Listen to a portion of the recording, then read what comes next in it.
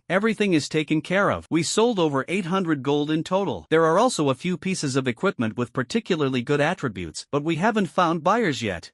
Well done. Lin Feng nodded. Crimson Purgatory, you're coming with me. Ha, me? Qin Shuiyuan was both surprised and delighted, even somewhat incredulous. That was a place that attracted global attention. You deserve credit. Lin Feng's words were concise and to the point, leaving no room for ambiguity. Subsequently, he took the initiative to contact the 3 individuals, Dragon Soul, Red Taboo, and Know-It-All. In their previous lives, Dragon Soul and Red Taboo were among the top-ranked powerhouses in the world, possessing formidable strength. They also assisted Lin Feng, a fellow Chinese, on numerous occasions in world-class dungeons. As for the Titan Heart Fragment, mentioned in the Know-It-All private message, based on his vague memory, Lin Feng was certain that it was true. In his previous life, a player had obtained the complete Titan Heart and become a global celebrity. 4 spots were decided instantly, leaving 2 remaining. Night Emperor, I have Fire Wolf Fur here, a purple fire-type material. I have Castle Candle, it looks like a quest material. I was fishing by the river and I caught a tattered treasure map. It's definitely a treasure. Hey buddy upstairs, where are you fishing? Any bites? Look at me, boss. I have crow feather. Purple quality ceremonial items. Lin Feng's eyes flashed like lightning as he quickly scanned the items on the display stand. Most ordinary players were only just over level 10. What good stuff could they possibly have? Hey boss. My name is No Cilantro Diet Version. I have a skill book for archers here. It's not high quality, but once the effect is triggered, it's incredibly powerful. Skill book, crippling strike. Crippling shot. When hitting at long range, there is a very small chance to paralyze the target, rendering them unable to move for 0.5 seconds. The further the hit distance, the higher the probability of triggering this effect. Lin Feng nodded. This skill, after being modified by fate, now had a high probability of paralyzing the opponent when fired, slightly compensating for his lack of hard crowd control. Lin Feng ultimately chose Torn Treasure Map and Crippling Shot. In less than 5 minutes, the 7-person team was assembled. Redemption Squad, Captain, Night Emperor, LV-23, Virtuoso. Team Member 1, Xin Shuayuan, LV-13, Mage. Team Member 2, Dragon Soul, LV-18, Dragon Warrior. Team Member 3, Red Taboo, LV-18, Blazing Walker. Team Member 4, Know-It-All, LV-15, Priest. Teammate 5, I've really hooked them, LV-12, Archer. Team Member 6, the cilantro-free diet version, LV-12, Priest. The team's levels were uneven, and their class combinations were odd. Aside from Lin Feng, Dragon Soul, and Red Forbidden, the highest level among the other members was only level 15, practically devoid of combat power. This lineup didn't seem capable of challenging a high-risk dungeon, but none of that mattered. The key was that they had secured their tickets. Moreover, with a powerful figure like Night Emperor in charge, as long as they clung tightly to his coattails, would they even need to lift a finger? Amidst the envious and resentful gazes of players worldwide, and the cries and curses of countless those who failed to secure a spot, the team quickly assembled. Dragon Soul was a handsome middle-aged man, while Red Taboo was a noble and elegant woman around 30 years old. Know-It-All was a fat man with small eyes and a mustache, while the Fisherman and Cilantro Free appeared to be younger. Even the usually composed Dragon Soul couldn't hide his nervousness in the face of the legendary Night Emperor. Suddenly, a huge, twisted, scarlet portal burst open in the void in front of Lin Feng. The portal reeked of blood, was dark and deep, and was accompanied by chilling whispers. At the same time, a live stream window will pop up in the upper right corner of the view of all online players. Global live stream, Crimson Inferno, Night Emperor's sightseeing tour. Lin Feng, expressionless, stepped into the Crimson Portal first. Xin Shuayuan and the other 5 followed closely behind, their hearts filled with a complex mix of excitement, trepidation, and nervousness. A flash of light, and the 7 disappeared through the portal. The Crimson Portal slowly closed, shutting out the outside world's noise and gaze, leaving only endless darkness and oppression. System notification: you have entered the special area, Crimson Purgatory. Area level, LV-20. Warning: this area is extremely dangerous and full of unknowns. System notification: global livestream is now live. Your team's actions will be broadcast in real time. Eerie, fiery. This was the first impression everyone had of Crimson Inferno, including the hundreds of millions of players worldwide watching the live stream. The air was thick with the stench of blood and decay. The ground beneath their feet was a dark red, seemingly formed from dried blood, and in the distance, grotesque stone walls occasionally emitted eerie green phosphorescent flames, like silent weeping, accompanied by a mournful wind. Visibility was extremely low, as if something might leap out of the darkness at any moment. The global gaming community was instantly in an uproar. This scene, the art team deserves a bonus. It's fucking terrifying. Buzz, LV-20? Are you kidding me? I'd believe it if you said LV-80. The Night Emperor and the others went in. 7 people, the others seem to be of a lower level. Quick, check the team member information. There are 2 more LV-12s? I'm so jealous I'm about to burst. Why can't I get close to the Night Emperor? As the global audience buzzed with discussion, Lin Feng calmly swept his gaze over his 6 teammates. The Mirror of Insight had already revealed their talents to them. Xin Shuayuan, level 13, Mage, Eloquence, S rank, increases the amount gained during transactions by 10%. Dragon Soul, level 18, Dragon Warrior, Unyielding, SSS rank. Your HP will never drop below 50%, and each attack deals an additional 1% of your current HP as physical damage. Red Taboo, level 18, Blazing Walker, Wildfire, SSS rank. Blazing attacks inflict a special burning effect, dealing continuous magic damage per second that cannot be dispelled. Wildfire, damage doubles every 5 consecutive burns. Know-It-All, level 15, Priest, Hard of Hearing, SS rank. You can discern the truth from falsehood in words, no lie can hide before you. I'm fishing like crazy. Level 12, Archer, Fishing Mastery, S rank. You're highly likely to catch unexpected treasures from any body of water, including equipment, materials, quest items, and even monsters. No Cilantro Diet version, level 12, Priest, Talent, stay slightly chubby, E rank. You always appear somewhat fleshy, defend defense increased by 30%. Lin Feng understood that Dragon Soul and Crimson Forbidden were indeed top-tier fighters, as the pinnacle of China's combat power, ranking among the top in the global rankings of his previous life. Their talents were simply monstrous. Know-it-all's talent was also of immense strategic value. As for the others, after all, it was a sightseeing tour, and participation was the key. He didn't use fate to modify anyone's talents. There was no need to reveal his secret of infinitely adjusting talents. Besides, he wasn't that kind-hearted. Being a saint in a game was practically suicidal. Since these people had paid their tickets, bringing them in was already a favor. Stay close to me, don't fall behind, Lin Feng said calmly, taking the lead forward. They hadn't gone far when a sickening grinding sound of bones echoed from the darkness ahead. A dozen or so monsters, covered in dark red blood and grime, their bones exposed, and wielding rusty iron hooks, the bloodthirsty butchers staggered out. Eerie green flames burned in their empty eye sockets, emanating a nauseating stench. Vengeful blood butcher, LV-20 elite monster. Defense, howling resentment, unclean body. They're here. Prepare for battle. Dragon Soul roared, raising his shield and long sword, charging towards the monsters and applying the vulnerable buff to them. His unyielding talent made him fearless. Red Forbidden immediately raised his hand, unleashing a blazing fireball. Clang! The Dragon Soul battle axe struck the butcher, only displaying a white -38 number. It was just a scratch. The butcher retaliated with a hook, and the Dragon Soul's health instantly dropped by nearly 1/5, also inflicting a bleeding effect. Poof! The forbidden red fireball struck, dealing -21 damage. Starfire began to burn, but the first tick only dealt 2 damage. That defense, that health. My Starfire, the damage is too low. The Crimson Forbidden girl frowned deeply. This monster was extremely resistant. Her continuous damage doubled every 5 hits, but it would take at least a minute or two to burn it to death. Even more terrifying, a butcher suddenly opened its rotting maw and let out a silent howl. System notification: you have been afflicted with the curse of despair. Slow. Attack speed reduced by 50%. System notification: you have been afflicted by the curse of despair. Reverse healing. Your healing effects will be converted into damage. System notification: you have been afflicted by the curse of despair. Prolonged. Skill cooldown time has been greatly increased. Oh my god. The man who didn't eat cilantro screamed in fright, about to heal the Dragon Soul, but stopped immediately upon seeing the warning. If he healed it, the Dragon Soul would be dead, right? The know-it-all also panicked, hastily casting a dispel spell on the Dragon Soul, only to find it had no effect. Qin Shuayuan and the archer turned pale. Their levels were too low to dare attack, and they could only hide in the back, trembling. The live stream chat exploded. Gua Sha! Dragon Soul and Red Forbidden are actually getting Gua Sha done. This is a level 20 monster? A level 20 monster is this tough? And there's a curse. Healing turns into damage? How are we supposed to fight this? Oh no, it's a disaster. Boss Knight Emperor's attempt to show off failed. This is only the first wave of monsters. This dungeon is not something players can handle at this stage. You need to be at least level 50. Just then, Raymond Lam, who had been standing by as if watching a show, finally made a move. He didn't even adopt any offensive stance, strolling forward leisurely as if he were taking a walk in his own backyard. A flash. Shadow strike instant kill. He instantly appeared behind a bloodthirsty butcher who was about to unleash an iron hook on the Dragon Soul. The Dark Chaser slightly raised the muzzle of his gun. Bang, bang, bang, bang. -83, 162, 255. The final shot was a direct headshot. It dealt 1000% true damage and also stacked 3 layers of deathmark on the monster, as well as the vulnerability buff applied by the Dragon Soul. 28,704. The elite monster that had given Dragon Soul and Crimson Forbidden a major headache didn't even have time to react before it turned into a pool of broken bones and pus. The entire arena, including the live stream, fell silent for a second. You have been afflicted with Despair Curse. Slow. Attack speed increased by 50%. You have been afflicted with Curse of Despair. Reverse healing. Your healing effects will be converted into enhanced damage. You have been afflicted with the Curse of Despair. Long. Your skill cooldowns have been greatly reduced. Lin Feng's attack speed suddenly increased. The healing effect provided by Curtain Call was reversed into increased damage by Curse of Despair, and his headshot had almost no cooldown. His figure moved like a ghost among the dozen or so butchers. Every shot hit the monster's core weak points precisely. Every attack dealt a terrifyingly large amount of true damage. The gunfire was continuous, like the Grim Reaper's scythe reaping its prey. What the hell am I seeing? How come he's completely unaffected by the curse? This is cheating. This is definitely cheating. Report it. We must report it. You idiot upstairs. What if the big shot's talent is to ignore curses? I was wrong. I shouldn't have doubted the boss. This is a completely different level of combat power. My heart aches for Japan. They're facing such an unreasonable monster. Wa'ada. The boss is so handsome. Even his monster-slaying moves are so elegant. In less than 30 seconds, over a dozen vengeful blood butchers that had nearly wiped out Dragon Soul and Red Forbidden were reduced to shattered bones and experience points. Throughout the entire process, Lin Feng barely stopped, as if he were casually clearing away a few insects blocking his path. The 6 members of the team, including the 2 top experts, Dragon Soul and Red Forbidden, were all dumbfounded, their minds blank. What just happened? We were still struggling, and then, it was over? Qin Shuiyuan and Wan Shirton looked at Lin Feng with eyes filled with fanatical admiration. Long Hun and Hongsa Jinji exchanged a glance, their eyes filled with shock, bitterness, and a hint of relief. Their SSS-level talents were undoubtedly top-notch, but in front of Yi Huang, such heaven-defying talents were merely a means to gain the right to speak with him. The archer and the fat priest were completely dumbfounded, their mouths agape. What are you standing there for? Pick up the stuff. Lin Feng calmly put away his gun, as if it were just a trivial matter. Oh,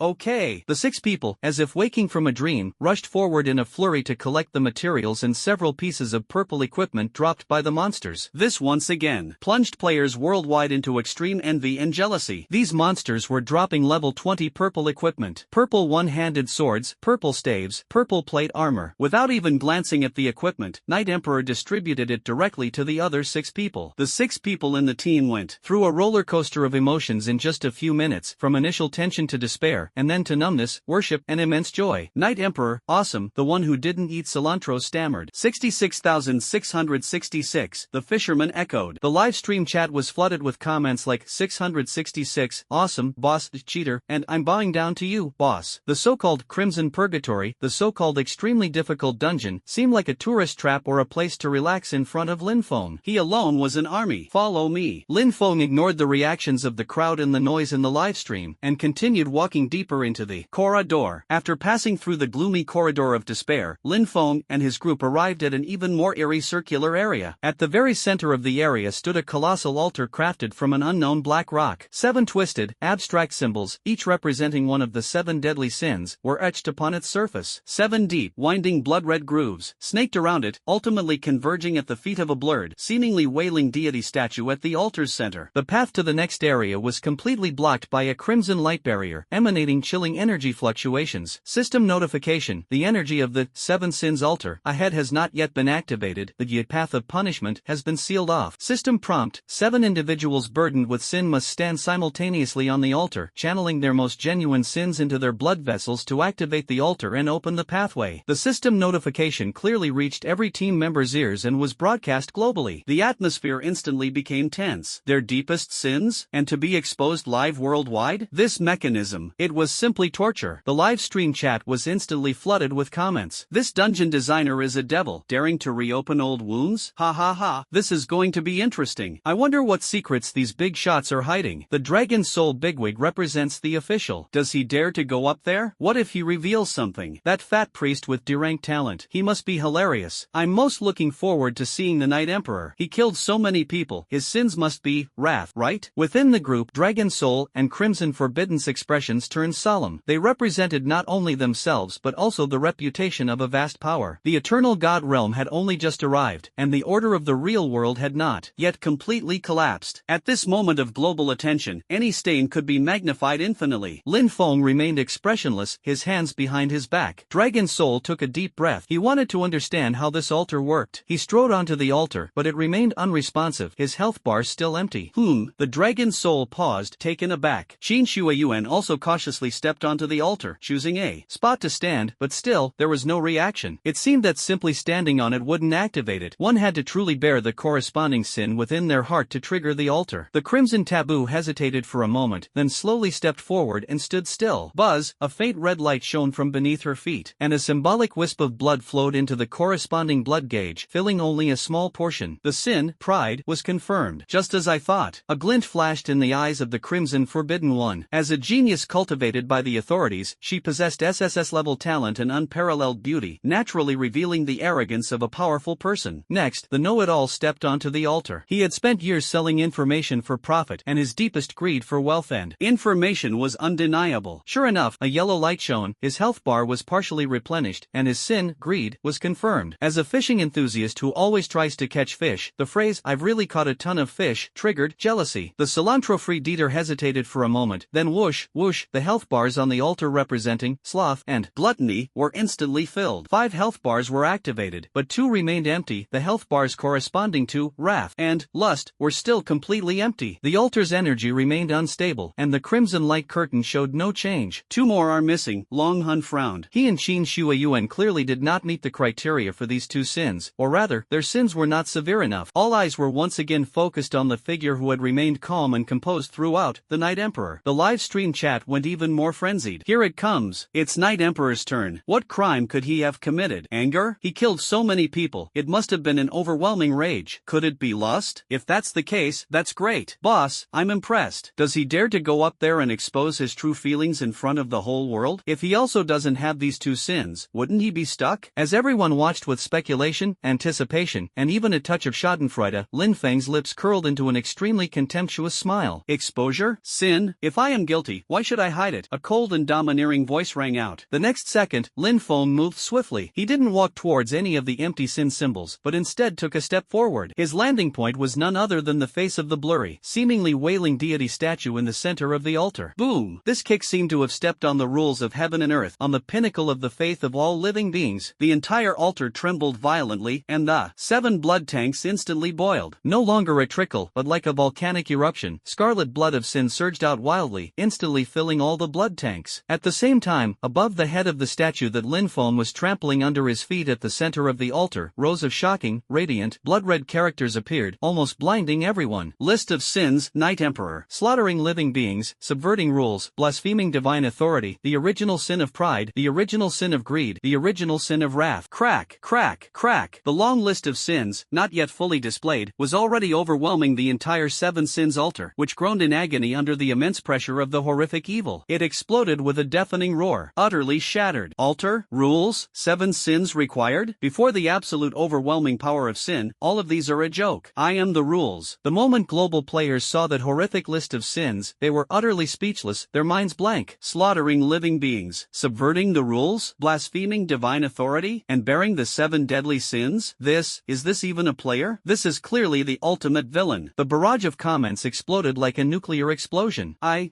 can't breathe. These sins are too numerous to count. So the altar wasn't meant to be activated, it was meant to be destroyed? The big shots have shown us through their actions. If you're powerful enough, the rules are as insignificant as toilet paper. Ha ha ha. Awesome. So awesome. Those who are still hesitating about whether to reveal their identities, aren't they ashamed? In this instance, the most heinous criminals can move freely without hindrance? I understand now. The altar shattered, and the crimson light barrier in front of it vanished, revealing a dark passage. At the center of the broken altar, a massive portal, engulfed in raging flames of evil, suddenly opened. A wave of sulfur, charcoal, and boundless malevolence swept out. A massive, ferocious, and oppressive figure slowly emerged from the portal. He was nearly 10 meters tall, covered in black horn armor that burned with dark red flames of sin, with curved horns on his head, a pair of bat wings that blotted out the sky, and a giant scythe that seemed to be forged from solidified sin in his hand. Mephisto, the Lord of Purgatory, LV-25, Lord of Purgatory. The boss has finally appeared. Humble creatures, your sins have awakened me. Mephisto's deep, wicked voice resounded, carrying boundless majesty, especially that intoxicatingly sinful fragrance emanating from you. Its gaze was fixed directly on Lin Feng. There was no anger in its eyes, but rather a hint of appreciation and greed. On the status bar below the boss's health bar, there are 2 bright dark red statuses. Sinful backlash, the damage a player inflicts on the overlord cannot exceed their sin value, and the player will receive damage equal to their sin value when attacking. Realm of Atonement, all player attributes are reduced by a factor of 100. 2 auras of destruction instantly spread out from Mephisto's center, enveloping the entire area. When these 2 mechanisms appeared, not only the 6 people in the team, but also the hundreds of millions of viewers in the global live broadcast room felt as if they had been doused with a bucket of ice water when they saw the boss's health bar. Holy crap, all attributes reduced by 100-fold? Doesn't that just turn me into a level 1 alt? Attacks can't exceed one's own sin value, and they even reflect damage back to one's own sin value? The Night Emperor has 1,000,000 sin value. If he touches the boss, he'll be finished. The others don't have much sin value, so they can't even damage the boss. Wake up upstairs. Besides Dragon Soul, who dares to rush up there? What's the point of fighting like this? GM, come out. There's definitely something wrong with this boss's stats. It's over. I bet 5 cents. This is a total disaster. A level 20 dungeon? This is like a level 200 apocalypse. The team channel was deathly silent. Qin Shuiyuan, Wan Shitong, Diao Yulao, and Bu Qi Shangsai felt all their strength drain away in an instant. Their health and mana bars shrank to almost nothing, and their attack and defense dropped to 1 point. Forget about fighting a boss, you'd probably die from even the slightest touch from a mob. Even the top players, Dragon Soul and Red Forbidden, who both possess SSS-level talents, couldn't help but change their expressions drastically. Dragon Soul glanced at his dwindling health and attack power, and said in a dry voice, "All my attributes have been weakened by a hundredfold, but my unyielding is still there. With 50% health locked, I won't die. Theoretically, I can slowly wear it down." No Crimson Taboo shook his head solemnly. "Your sin value is only a dozen or so, and more importantly, your attack power is not enough to break through the boss's defense. The boss's attack power far exceeds your health, and the margin for error is extremely low. If you fight in close combat, you will be killed instantly if you are not careful, and you will not be able to trigger your unyielding ability at all." Dragon's Soul fell silent. "Similarly, my attacks are also limited by my sin value, not to mention that terrifying counter-damage mechanism. Knight Emperor, here we come." She didn't finish her sentence, but the implication was clear. Lin Feng's million points of sin, under these rules, were like an absolute death warrant. Forget attacking, even touching the boss for a moment could result in instant evaporation. Utter despair. The viewers in the livestream were in an uproar, with various tactics emerging one after another, but they all ultimately couldn't escape those two insane mechanics, leading to only one conclusion: there was no solution. This dungeon was simply beyond the capabilities of players at this stage. Even the Knight Emperor, no matter how strong, was helpless against this rule-based crushing defeat. Ha ha ha, even the Knight Emperor has met his end. Just wait for the Knight Emperor to die from the backlash of his own sins. Just when everyone thought the outcome was decided and the Knight Emperor's myth was about to end, Lin Feng, who had remained calm like an outsider from beginning to end, finally made his move. He didn't glance at his teammates, nor did he pay any attention to the boss's appreciative gaze. He simply and slowly raised the Dark Chaser in his hand. The movement was casual, as if he were just preparing to swat a fly. "Knight Emperor, no!" Qin Shuayuan cried out in alarm, thinking that Lin Feng was going to defy the rules. What exactly is he trying to do? Dragon Soul and Crimson Forbidden's pupils also suddenly contracted. The hearts of viewers around the world were in their throats. Was he going to attack? Had he gone mad? Lin Feng's lips curled into a faint, almost imperceptible indifference, his godlike calmness appearing exceptionally stern. "Revealing your talent? No need. Explanation? Redundant. Rules? My destiny is the highest rule." A crisp gunshot pierced the air. A seemingly ordinary bullet, trailing an almost negligible energy tail, flew towards the massive purgatory overlord. To everyone else, this shot was weak and ineffective, and might not even be able to penetrate the boss's basic defenses. Moreover, it was about to trigger a devastating backlash of millions of sins. Just as the bullet was about to strike Mephisto's body, which was engulfed in the flames of evil, time seemed to freeze for a hundredth of a second. In Lin Feng's eyes, the roulette wheel slowly turned, with endless threads of fate flowing, breaking, and reforming. The power of destiny descends silently. Sinful backlash: the damage a player inflicts on the overlord cannot exceed their sin value, and the overlord will suffer damage equal to their sin value when attacked. Redemption domain, dominion, all attributes reduced by 100-fold. All of this happened in the blink of an eye, and almost no one noticed. That seemingly ordinary bullet finally struck Mephisto. At the moment of contact, Mephisto's massive body stiffened abruptly. It felt as if the endless power within its body had been instantly drained, and the indestructible purgatory armor became as fragile as paper. The domain power it was so proud of had actually backfired on itself. A string of damage numbers that sent shivers down the spines of the entire Crimson Inferno exploded above Mephisto's head, causing all live streams worldwide to freeze instantly. 1 million. There were no screams, no struggles. Mephisto, the Lord of Purgatory, is a powerful being who has just appeared and possesses two world-destroying, monstrous skills. As a supreme boss who far surpasses world bosses, he didn't even have time to utter a single last word. The moment the bullet struck, its massive body, along with the sinful flames burning on it, seemed to be completely erased by an invisible force. All that remained was a patch of dazzling, gleaming spoils. One of the orange lights was so dazzling that it seemed to pierce through the entire dimension. And that deathly silence. Qin Shuayuan, Dragon Soul, Red Taboo, know it all. Fisherman, I don't eat cilantro. The 6 members of the team seemed petrified, their faces frozen in shock, worry, or blankness, completely motionless, their minds utterly blank. What just happened? Where's the boss? The boss that could reduce all attributes by 100-fold and reflect attacks by 1,000,000? How? Just gone. First, there was 5 seconds of absolute silence, the screen completely blank, as if everyone's souls had been ripped away. The entire livestream chat was filled with a deluge of question marks. The livestream footage showed absolutely nothing unusual. Bug. It's definitely a bug.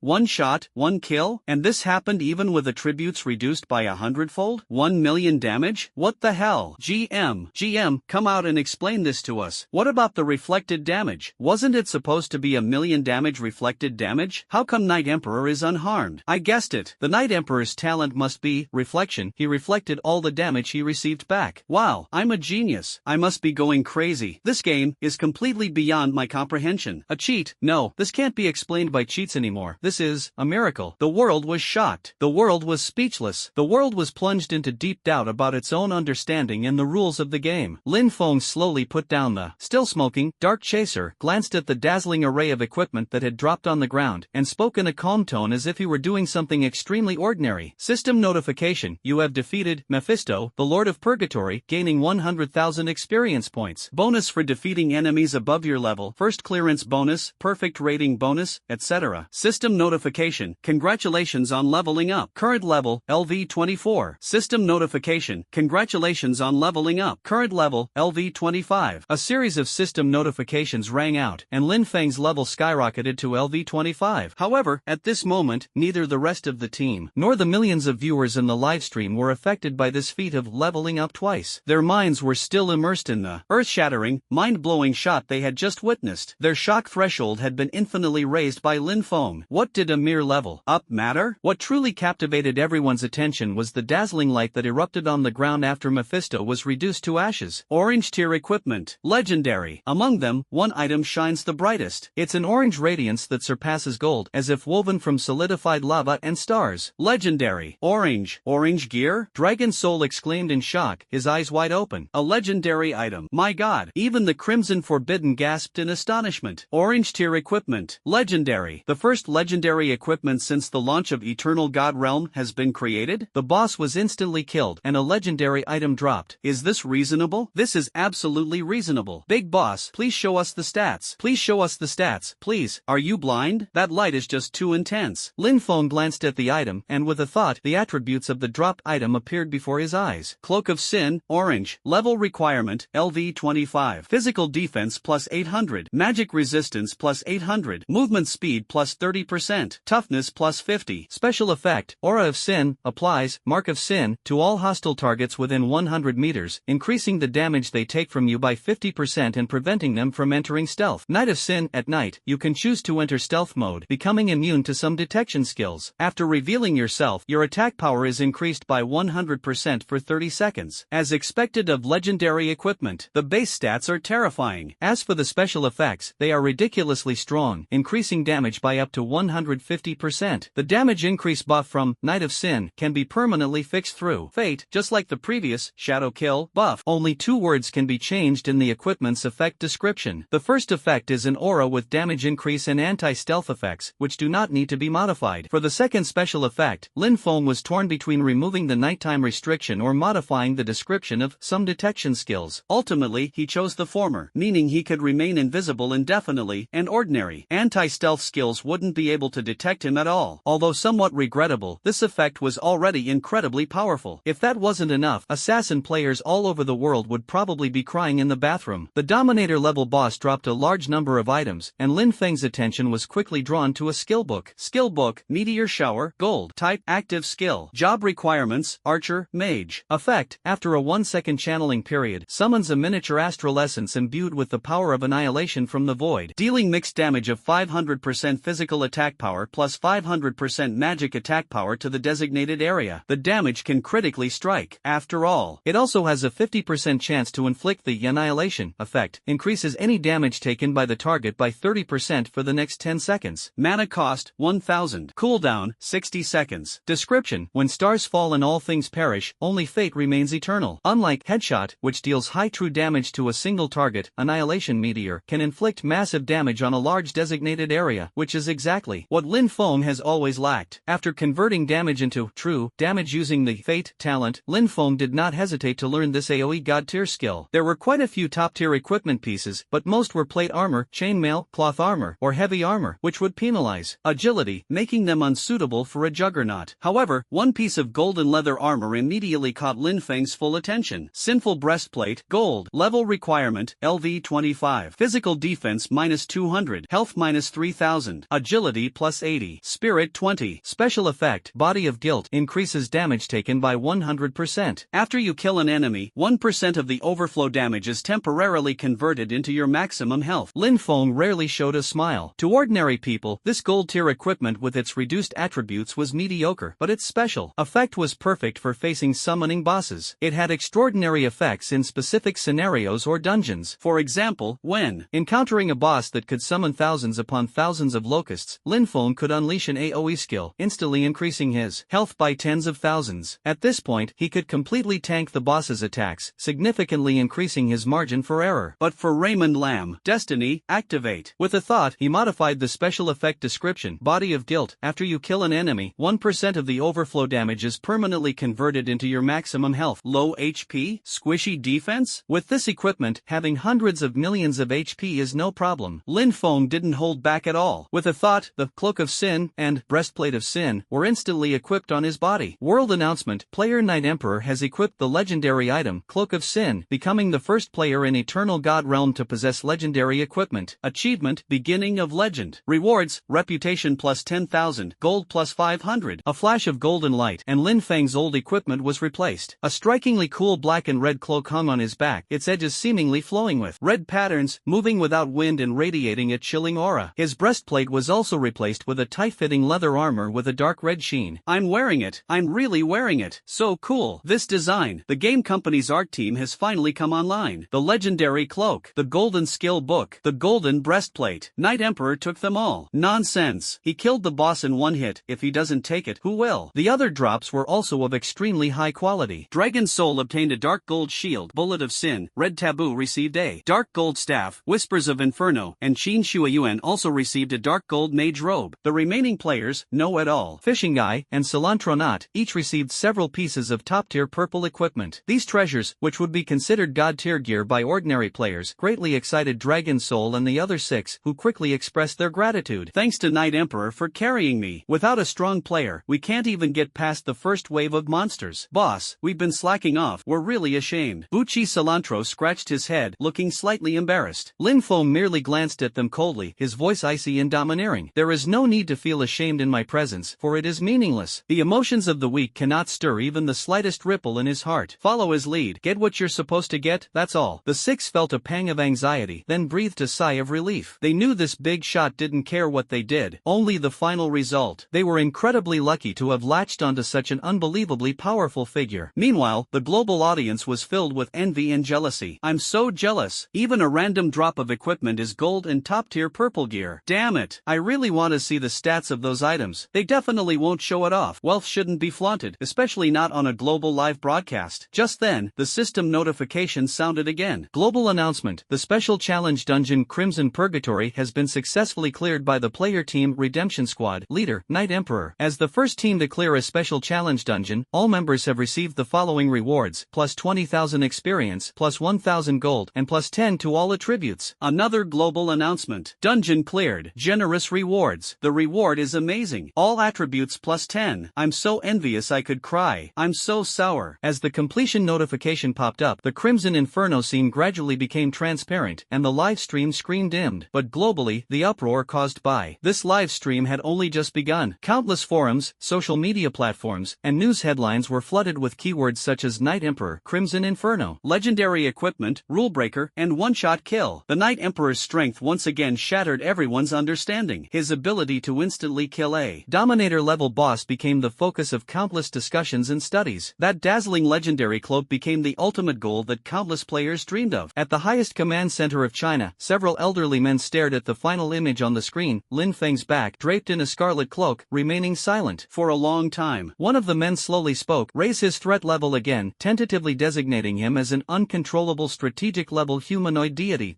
Agreed. Activate the highest level of contingency plan, focusing on winning them over and observing them, and avoiding direct confrontation unless absolutely necessary. Meanwhile, in the land of Sakura across the sea, when players saw that the Night Emperor not only escaped punishment for his terrifying sin value but also obtained even stronger legendary equipment, the entire player community of the country fell into utter silence. The forums were no longer filled with shouts and curses, only endless despair and numbness. The Kusanagi no Tsurugi, once considered the pride of the nation, was now ignored, still hanging at the top of the auction house like an indelible brand of shame, constantly reminding them just how invincible this nightmarish man truly was. While players around the world were still processing the shock of the live stream, in the early hours of the morning, 2 consecutive system announcements resounded throughout every corner of Eternal Realm, even piercing the boundary between the game and reality. Server-wide Server-wide announcement, player Night Emperor has reached LV25. Eternal God Realm officially enters a new era, real-world synchronization. Explore for details. Server-wide announcement, player Night Emperor has reached LV25. Eternal God Realm officially enters a new era, main city open. All players who have reached LV20 can ascend to their corresponding faction's main city via the teleportation arrays in the various starting villages. If the previous livestream was breathtaking, then these two announcements truly unleashed a storm of earth-shattering shock. The world fell into an even more profound and utter silence than before. Even with some mental preparation, how could in-game abilities actually carry over into reality? What kind of concept is this? A transcendent arrival? The main city is open. Finally, we can leave the newbie zone and enter a wider world. And all of this is because Night Emperor alone reached level 25, propelling the entire world's progress and ushering in a new era. At this moment, Lin Feng, who had just been teleported back to the newbie village square, ignored the fanatical, awe-inspiring, and fearful gazes cast upon him by the surrounding players. A screen that only he could see, radiating a soft light, popped up in front of him. You have reached LV25, meeting the requirements to enable reality synchronization. Please select synchronization in the system menu. Lin Feng gazed at the brand new interface before him, a deep and fervent light flashing in his eyes. A new era has finally begun. Lin Feng stood in the center of the cramped living room of his rented apartment, the reality synchronization interface appearing before his eyes, a view only he could see. Eternal God Realm was gradually and deeply integrating with the real world. For first-time synchronization, please select the items to synchronize. 1. A basic attribute. 2. Equipped items. 3. Is skills already learned. The first synchronization is free. Subsequent synchronizations will cost in-game currency. The second synchronization costs 100,000 in-game currency, and the cost will increase exponentially with each subsequent synchronization. Please choose carefully. The first time is free, but the second time will cost a hefty 100,000 gold coins. And with Lin Feng's current legendary status, he only has 25,441 gold coins. A glint flashed in his eyes, and without the slightest hesitation, he said directly, choose to synchronize all basic attributes. Compared to the astonishing improvements brought by equipment and skills, the enhancement of basic attributes is more subtle yet more fundamental. In particular, the Jin's main attribute, agility, with 615 points on the current stat panel, provides an increase in speed, reaction time, and neural connection speed, which is crucial for survival and controlling the situation in both the game and in reality. Confirm selection. Synchronize all basic attributes. Synchronization begins. An indescribable feeling instantly surged through his body, as if invisible shackles had been removed, making him feel incredibly light, and his nerve reaction speed increased exponentially. The world before him seemed to slow down under Lin Feng's sharp dynamic vision. With a thought, his body reacted involuntarily. A blur flashed by. Inside the living room, his figure flickered like a ghost, moving from the corner to the window and then to the door, the entire process taking less than a tenth of a second. If anyone were present at that moment, they would only see a blurry black shadow, with no time to catch his movements. He walked to the window and watched the traffic flowing through the street below. With the help of synchronized dynamic vision, the trajectory and speed of every car, and the subtle movements of pedestrians, were clearly imprinted in his mind, as if he could predict everything in advance. Is this extraordinary power? Lin Feng clenched his fists, feeling the superhuman speed and reflexes surging within him. He stepped out of the house, tentatively leaping lightly, his body rising more than 3 meters as if weightless, landing silently, like a lithe cat. As expected, in the later stages of the game, reality is the true battlefield. With a deep gaze, Lin Feng quickly composed himself, silently concealing this power. Now was not the time to reveal it. After a nap, he re-entered the game, and a cold, mechanical voice echoed.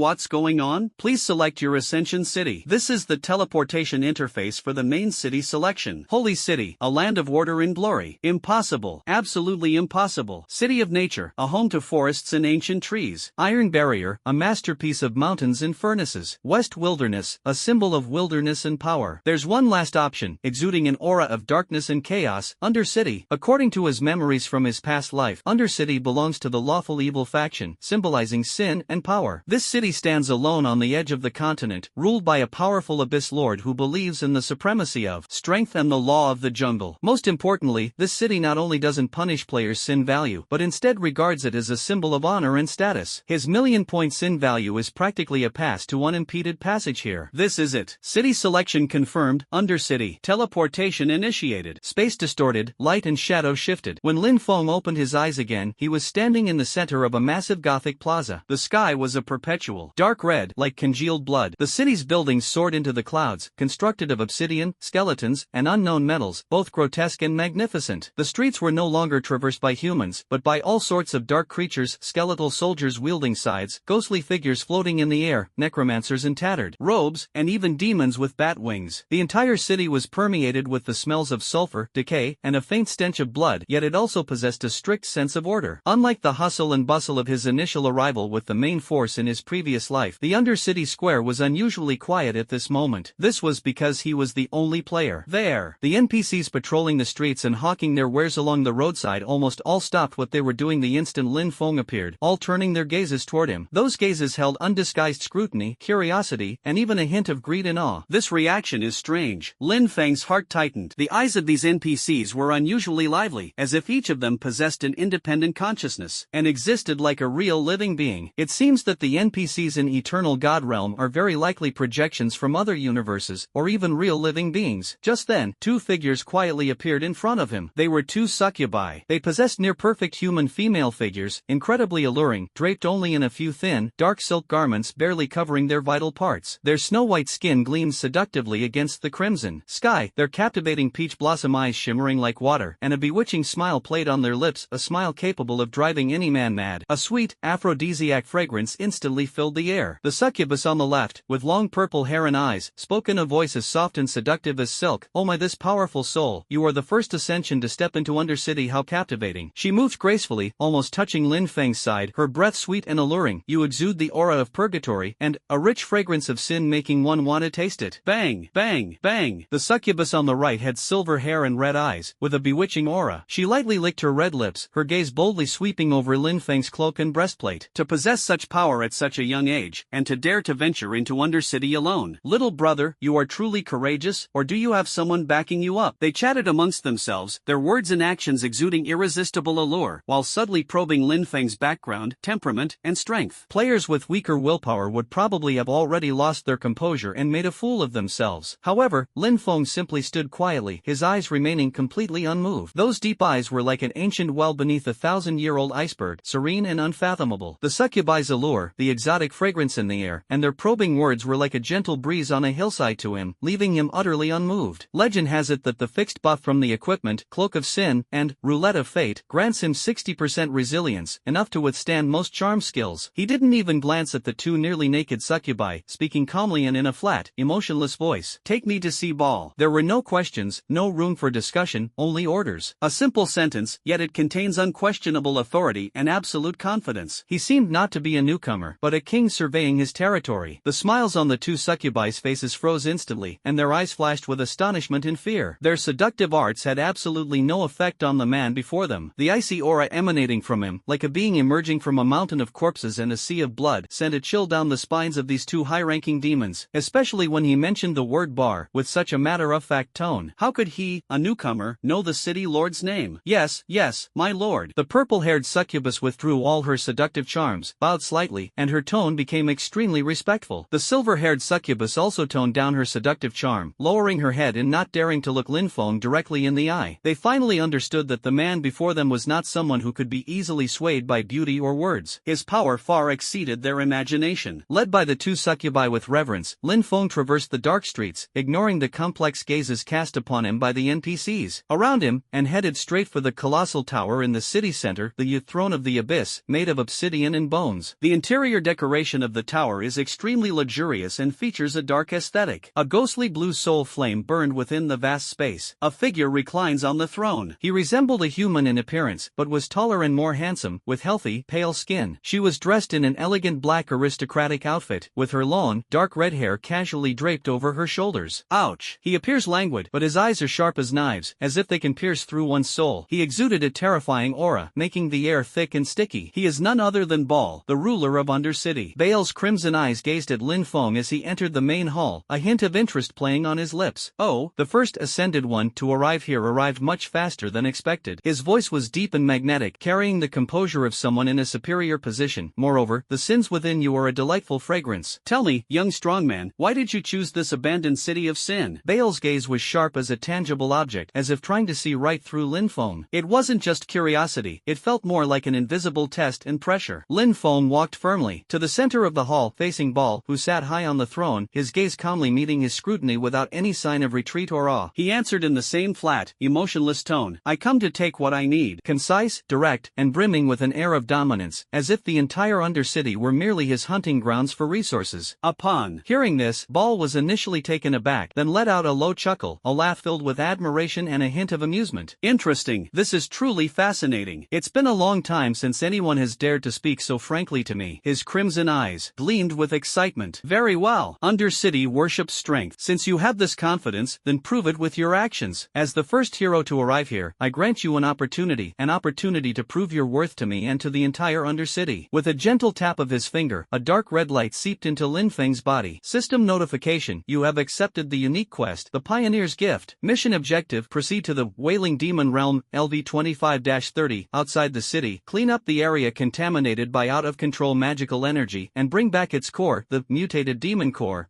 Quest rewards: Undercity reputation plus 20,000. The Demon Lord's token grants numerous privileges within the city. Mission difficulty: Hell level. Mission hint: the creatures in the Howling Demon Realm have mutated due to magical energy, making them exceptionally violent and possessing special abilities. Please proceed with caution. Go. First ascended. Ball waved his hand lazily. Complete it, and you will gain my approval and the initial capital to establish yourself in this city. If you fail, the soil of Undercity loves to use the souls of the strong as nourishment. Was it a threat? Or a bribe? Lin Feng remained expressionless, not even glancing at the mission reward. That's exactly what I wanted. He turned and left the hall without hesitation, leaving only his cold, aloof figure draped in a scarlet cloak. Ball watched Lin Feng disappear into the distance, a profound glint in his crimson eyes. An interesting soul. I hope you can bring me more surprises. Swish. Lin Feng accepted the Pioneer's Gift quest, not even bothering to put on a show, and turned to walk towards the Wailing Demon Realm indicated by the quest. According to the quest briefing and his memories from his past life, he needed to go to the supply depot to obtain a pass and a map of the area before heading to the Demon Realm outside the city. The Undercity's supply depot was housed in a fortress built from massive animal bones, the entrance reeking of blood and rust. In charge of the place was a tall, imposing Minotaur, the quartermaster, Karger Skullcrusher. He was idly chipping away at a Minotaur's hoof with his giant axe. Seeing Lin Feng approach, Karga put down his giant axe and let out a deep roar, his tone carrying the arrogance and scrutiny of a superior, a new ascended one. Want to go to the Howling Demon Realm?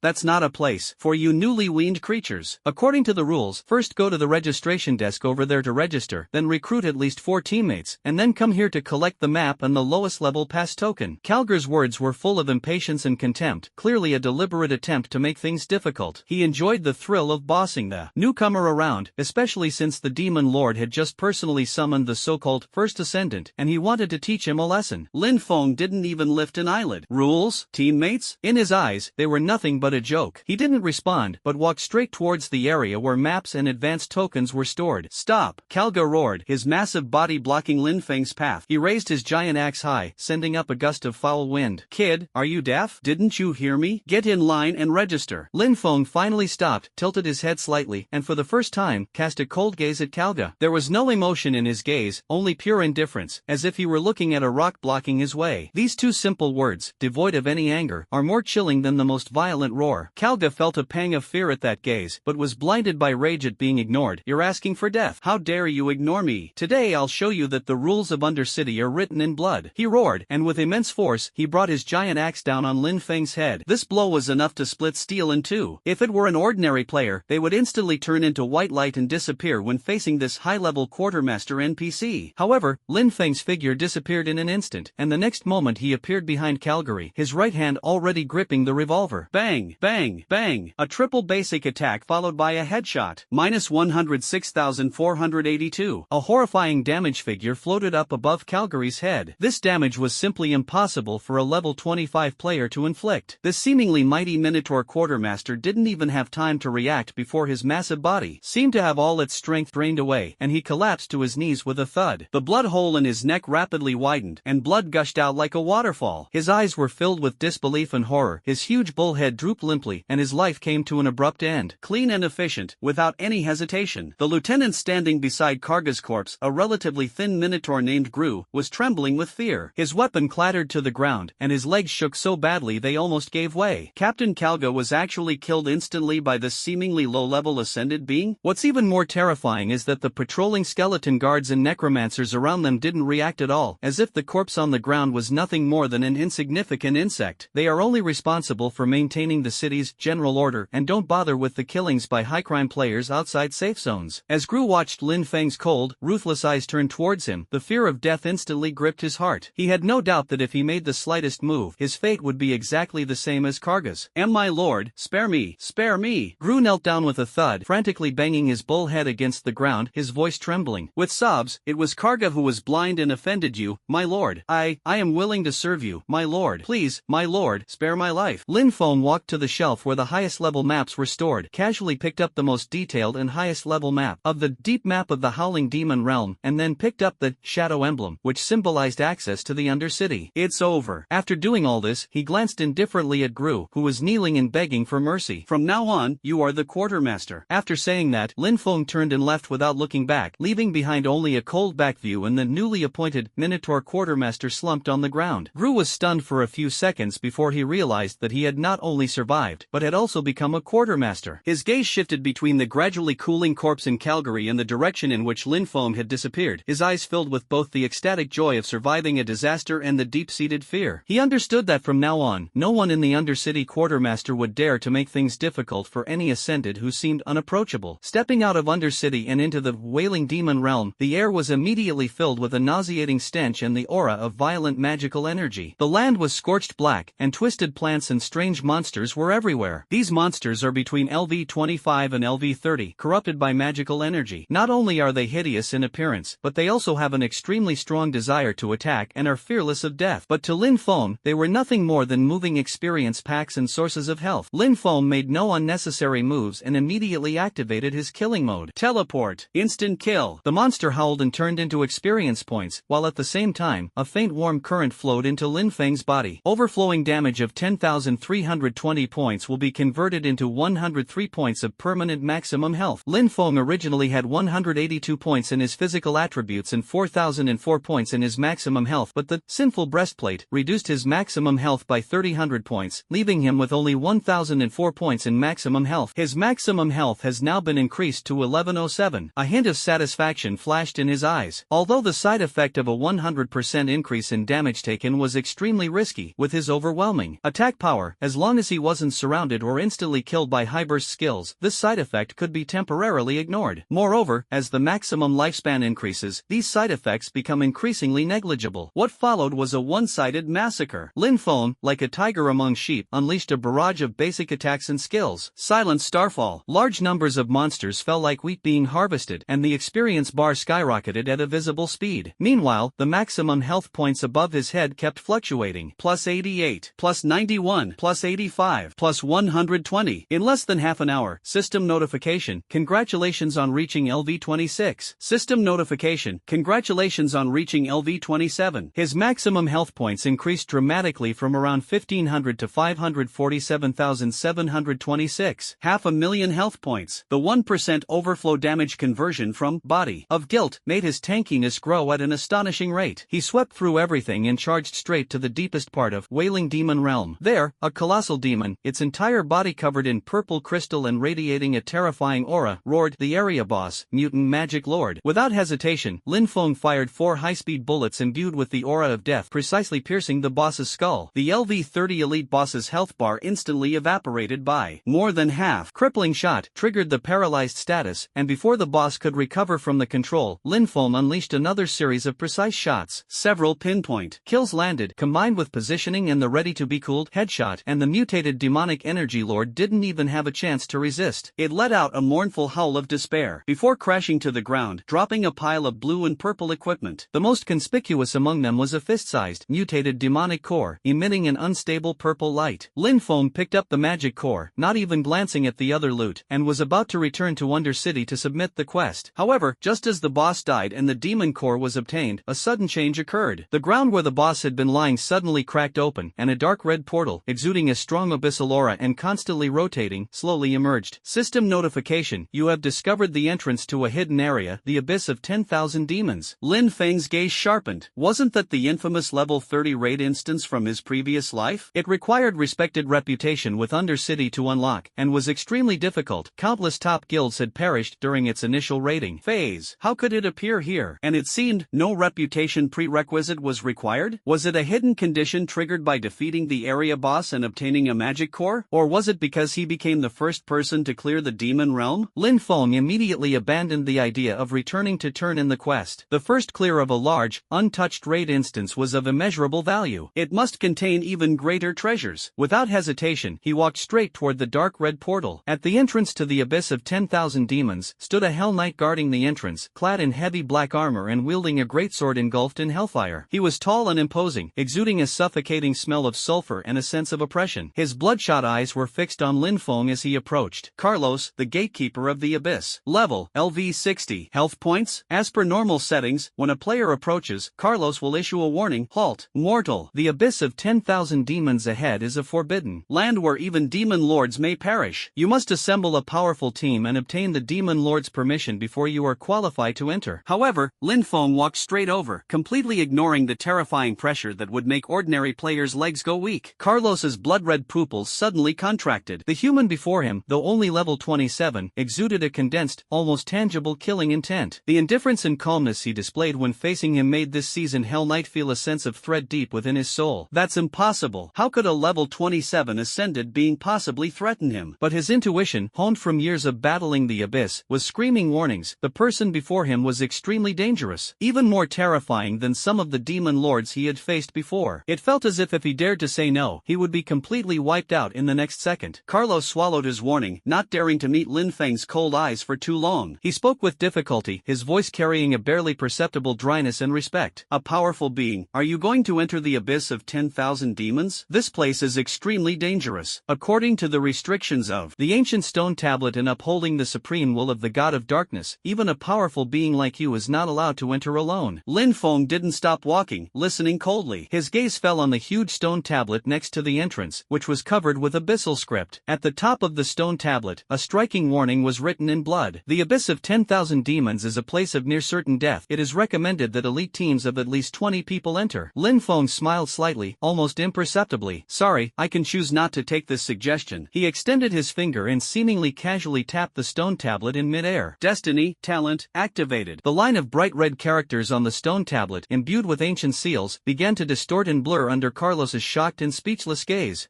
How is this possible? Carlos exclaimed, his massive body trembling with shock. He has guarded this place for centuries, and this stone tablet inscribed with the laws of the abyss has never changed. The words on it represent the authority of the rules. How could it be changed so easily by an ascendant? This goes beyond the scope of simply being powerful. This is a desecration of the rules, a mockery of the will of the abyss. Carlos's gaze toward Lin Feng had completely shifted from awe to deep fear. After completing all this, Lin Feng seemed to be merely brushing off a speck of dust from his clothes. He didn't even glance at the speechless, shocked Hell Knight guard before stepping into the spinning, dark red portal. The abyss of 10,000 demons. I'm coming to its treasures. The chilling voice dissipated in the light of the portal, leaving only the petrified Hell Knight guard and the stone tablet with its rules altered, silently recounting the incredible events that had just occurred at the dark entrance to the demonic realm. As soon as you step into the abyss of 10,000 demons, the aura of the abyss, so thick it's almost tangible, hits you, mixed with the smells of corruption, blood, and the wails of souls. Before me lay a vast, twisted underground cavern, with dark red lava flowing through it, jagged rocks forming a natural labyrinth, and countless scarlet eyes gleaming in the darkness. The monster density here is extremely high, with low-level abyss lurkers and lava imps in large groups, and elite-level hellfire guardians and succubus spellcasters mixed in as well. For a typical 20-person team, just clearing out these small monsters requires extreme caution and a step-by-step approach. Warriors had to pull the mobs one by one, putting immense pressure on healers, while DPS focused all their firepower on dealing damage. But Lin Feng is no ordinary player. He possesses over 500,000 health points, a fraction of which is currently unmatched by any other warrior class. Even more terrifying is that this maximum health is continuously increasing at an astonishing rate as he continues to kill monsters. What about the output? Deathmark stacks for a 300% damage increase, Roulette of Fate provides a permanent 20% attack power boost, Shadow Slash grants a 50% agility bonus, and Cloak of Sin provides a 150% buff, all of which can be utilized without breaking stealth. These are just the main aspects. Their attack speed, critical hit rate, and critical damage are also far superior to those of ordinary players. As for treatment, Final Celebration, killing monsters restores health and fully replenishes status. Interested? A blur flashed by. Shadow Strike instant kill, combined with his super agility, allowed him to move like a ghost through monster-dense passages. Occasionally, some foolish abyss lurkers would attempt to ambush them. A single bullet with a crippling effect would paralyze the monster on the ground as if it had been struck by a spell. Lin Feng would then kill them instantly with a headshot, and his figure would already already be far away. The elite monster with over 100,000 HP didn't even have time to unleash its skills before its massive body exploded, turning into a shower of rubble and experience points. At the same time, Lin Feng's maximum health points steadily increased again after entering the dungeon. Without pausing, he continued to delve deeper. Encountering a large group of monsters blocking the way, meteorites fell from the sky, instantly wiping out the monsters within a radius of tens of meters. The terrifying 500% true damage makes these monsters as fragile as paper. Sweeping through everything in his path, he was utterly devastating. The so-called dense monsters and complex terrain were rendered meaningless in the face of Lin Feng's absolute speed and overwhelming damage. Before long, he stood in front of boss number 1, Gluttonous Beast GRA. This is a disgusting behemoth the size of a small mountain, covered in pustules and tentacles. Its mechanism is to devour players, causing massive damage, and continuously release a screen-wide corrosive poison mist. An icon will soon appear below the boss's health bar. Gluttonous Bite. During channeling, after 3 seconds, bites the target, dealing massive damage and causing loss 10% of health. Countdown, 3 seconds. A new debuff suddenly appeared on Raymond Lam's status bar. Corrosive Mist. You are affected by the corrosive mist released by the Gluttonous Beast GRA, which restores 5% of your health per second. In regular raid teams, avoiding the boss's targeted devour is a major challenge. The massive damage that instantly kills players is a minor issue. The 10% health regeneration is practically cheating, enough to destroy the morale of even top-tier teams. The constantly spreading poisonous mist further burdens healers. But Raymond Lam is different. He currently has a whopping 700,000 health points, making him impossible for the gluttonous behemoth GRA to instantly kill with its skills. In fact, while surrounded by the poisonous fog, he can regenerate 5% of his health per second. As the gluttonous beast's health continued to decrease, Lin Feng's life alternated between constant depletion and recovery. Even the boss was stunned. Its simple mind couldn't understand what was going on. Under Lin Feng's continuous barrage of shots, this number 1 boss, which had caused countless pioneering teams to die in agony, finally let out a wail in despair and collapsed to the ground, dropping a pile of glittering equipment and materials. System notification: you have defeated Gluttonous Beast GRA. Gain 30,000 experience points. Obtain 3 GRA's corrosive stomach, rare material, and the equipment, Glutton's waistband, gold. Clatter. This is a heavy armor belt with a weakened version of Gluttony's Bite, which Lin Feng doesn't need. The experience gained from bosses and dungeon mobs allowed him to easily reach level 28. Next, boss number 2, Soulbinder Mara, appears. She is skilled in mind control and summoning vengeful spirits. She attempts to apply the soul enslavement buff to Lin Feng. For the next 30 seconds, all your targeted skills will randomly attack other targets on the field, and their damage will be increased by 500%. Mara probably never imagined that someone would single-handedly storm into this 20-player elite raid. This control skill, which should have led to the team's complete annihilation, instead became a damage-boosting buff for Lin Feng. He easily dodged the boss's regular attacks, casually casting the Wheel of Fate from the Master of Destiny, stacking various debuffs on the boss and solidifying them with Fate. Vulnerability, armor penetration, bleeding, slow, blindness. The dense array of icons below the boss's health bar made Mara wonder, who is the boss, and who are the players? After stacking 3 layers of Deathmark, Lin Feng delivered a headshot, and the second boss also fell. System notification: you have defeated Soulbinder Mara. Gain 30,000 experience points. Obtain 5 Mara's Howling Hair, rare material, and the epic equipment, Soulbinder's shoulder pads, gold. Lin Feng frowned slightly. The top-tier equipment produced by the team far surpasses that of wild bosses in terms of stats, and all bear the bound mark. However, he doesn't intend to sell it after modifying it with Fate. Players simply cannot provide the huge sums of gold, and even if they could, he would never prematurely reveal his talent for such a small amount of money. Next, boss number 3, Magic Mech Destroyer, appeared. This is a war machine created by fusing goblin technology with demonic power, possessing extremely high defense and area of effect firepower suppression. Once the death mark is fully stacked, follow up with headshot, dodge, stealth, one more combo. The mech's heavy armor is as fragile as paper in the face of 1000% true damage. The mech exploded, scattering parts everywhere. System notification: you have defeated the Magic Mech Destroyer. Gain 30,000 experience points. Obtained 1 Demon Energy Core, rare material, and the equipment, Destroyer Iron Boots, gold. In less than an hour, Lin Feng had easily defeated the first 3 bosses of this large-scale dungeon, which was designed for a top-tier team of 20 to conquer over several weeks. Wherever he went, only devastation and corpses remained. Finally, he reached the deepest part of the abyss of 10,000 demons, the territory of the final boss. A majestic figure sat upon a throne made of countless bones. He was clad in jet-black armor that burned with shadowy flames, wielding a greatsword engraved with countless runes of pain, and his crimson eyes burned with endless hatred and madness. Abyss Lord Kazak. Kazak sensed the presence of the living, slowly raised his head, and locked his scarlet eyes onto Lin Feng. He did not launch an attack immediately, but instead emitted a low, venomous sound. Another one of Baal's lackeys? Or a fool who was deceived by that despicable scoundrel and came here to die? Kazak's voice echoed in the empty hall, filled with endless resentment. Do you know that Baal, the current ruler of Undercity, was once my lieutenant? I treated him like a brother, giving him power and status. But while I was fighting the Burning Legion and was mortally wounded, he attacked me from behind. He stole my dark core, took my throne, and banished me to the bottom of this dark abyss, imprisoning me here with a vicious curse. For revenge, to reclaim everything that belongs to me. I have amassed power, turning my rage into the scourge of the dead. Many of the wailing undead outside Undercity are extensions of my power. I have slaughtered those ignorant villages, turning their souls into my servants. All for the day I can return to Undercity and tear that shameless traitor Baal to pieces. As the words grew increasingly heated, Kazak's aura escalated, and the entire hall trembled in his rage. He seemed to be trying to shake Lin Feng's resolve with his words, or perhaps simply venting his inner resentment. However, Lin Feng listened quietly, his face expressionless, as if this were merely a story unrelated to him. Only after Kazak finished speaking did Lin Feng slowly raise the Dark Seeker, its muzzle pointing directly at the Abyss Lord on the throne, coldly interrupting his potentially longer accusations. Kazak was stunned. I have no interest in the dirty grudges between you demons. Lin Feng's voice was calm and unwavering. My purpose in coming here is very simple. I'll kill you and take your things. You're courting death. Kazak was utterly enraged. He never expected this human to be so arrogant, ignoring his past and even declaring he would kill him to steal his treasure. Then let me show you the true power of the Abyss Lord. Kazak roared as he rose from his throne, his massive body exuding an unparalleled sense of oppression. The greatsword in his hand ignited with even more surging shadow flames as he charged fiercely towards Lin Feng. As the final boss of the 20-player elite raid, Kazak's strength far surpasses the previous 3 bosses. His attack power is extremely high, each sword strike carrying the force to shatter mountains and split rocks, and he possesses a variety of powerful abyssal magic and curses. Any player around level 30, even with god-tier gear, would be instantly killed by Kazak. But facing Lin Feng, who has over 700,000 health points, Kazak's so-called strength still couldn't shake him in the slightest. Kazak's shadow slash struck Lin Feng, minus 85,300. While this number isn't low, it's only a small fraction of Lin Feng's health bar. Keep in mind, this is the result even after the Body of Guilt skill increases damage taken by 100%. Ha! Kazak's pupils shrank sharply, clearly not expecting the other party to be so tough. Lin Feng's expression remained unchanged, and the Dark Chaser gun in his right hand continued to fire. The death markers keep stacking. The roulette of fortune is filled with all sorts of negative statuses. Kazak's health was dropping at a visible rate. He was increasingly alarmed as the battle progressed. His opponent's attack power was ridiculously high, and his health was terrifyingly high. Various control and curse effects were either resisted or directly distorted by a strange force. This is not the strength a level 28 player should have, it's simply a god descending. No, impossible. I will not lose to Baal's lackeys. Kazak roared in despair, his body suddenly erupting with shadow flames, as if he were about to unleash some ultimate skill. You lowly reptile, look me in the eye. Kazak leaped into the air, an immense force engulfing the entire area as he unleashed his most terrifying skill, Group Fear. A black debuff inevitably appeared on Raymond Land's status bar. Mass Fear, Kazak, the Lord of the Abyss, inflicts a fear effect on you. Those feared cannot attack or cast spells. This effect cannot be dispelled until 95% of your health is lost. Whenever someone awakens from fear, they will deal shadow damage equal to their maximum health to all nearby units after 1 second. This is a skill that strikes fear into the hearts of countless players, causing them to howl in terror. In the previous life, the first team to clear this 20-player elite dungeon had an average level of 80 and included many experts with SS level or higher talents. Group Fear is almost equivalent to forcibly reducing the team's health to 5%, and during this process, extreme attention must be paid to positioning while dodging the boss's high damage, wide area skills. Attacks are almost inevitable. In the team, healers and tanks controlled by fear must quickly break free of the fear and actively absorb the boss's damage. The fragile healers will find it extremely difficult to precisely control their health between 0 to 5%, making it even more challenging. To make matters worse, those recovering from fear will inflict significant damage on themselves and nearby teammates, so healing and damage reduction actions must be performed immediately upon recovery. Kazak grinned menacingly, as if he could already see the arrogant human trembling in fear before him. A decent skill. The instant the Black Skull debuff took effect, Lin Feng's cold eyes showed no panic, but rather a barely perceptible hint of mockery. He stared directly at Kazak, completely unfazed, and raised his revolver, pulling the trigger. You, insect, who are you? This is impossible. Hovering in the air, Kazak, who was about to watch his prey struggle in fear, froze in his ferocious smile. Then, an inexplicable emotion welled up in his heart. This emotion was so familiar. Kazakh had seen countless souls tremble before him, but this emotion felt utterly foreign. For tens of thousands of years, he had never tasted fear. A wave of overwhelming, inexplicable fear, originating from the depths of his soul, washed over him. He stared at the tiny human figure on the ground, as if he were seeing the most terrifying being in the world. He wanted to attack, to cast spells, to escape, but his body was completely out of control, as if bound by invisible shackles, unable to even twitch a finger. This was an utter disgrace.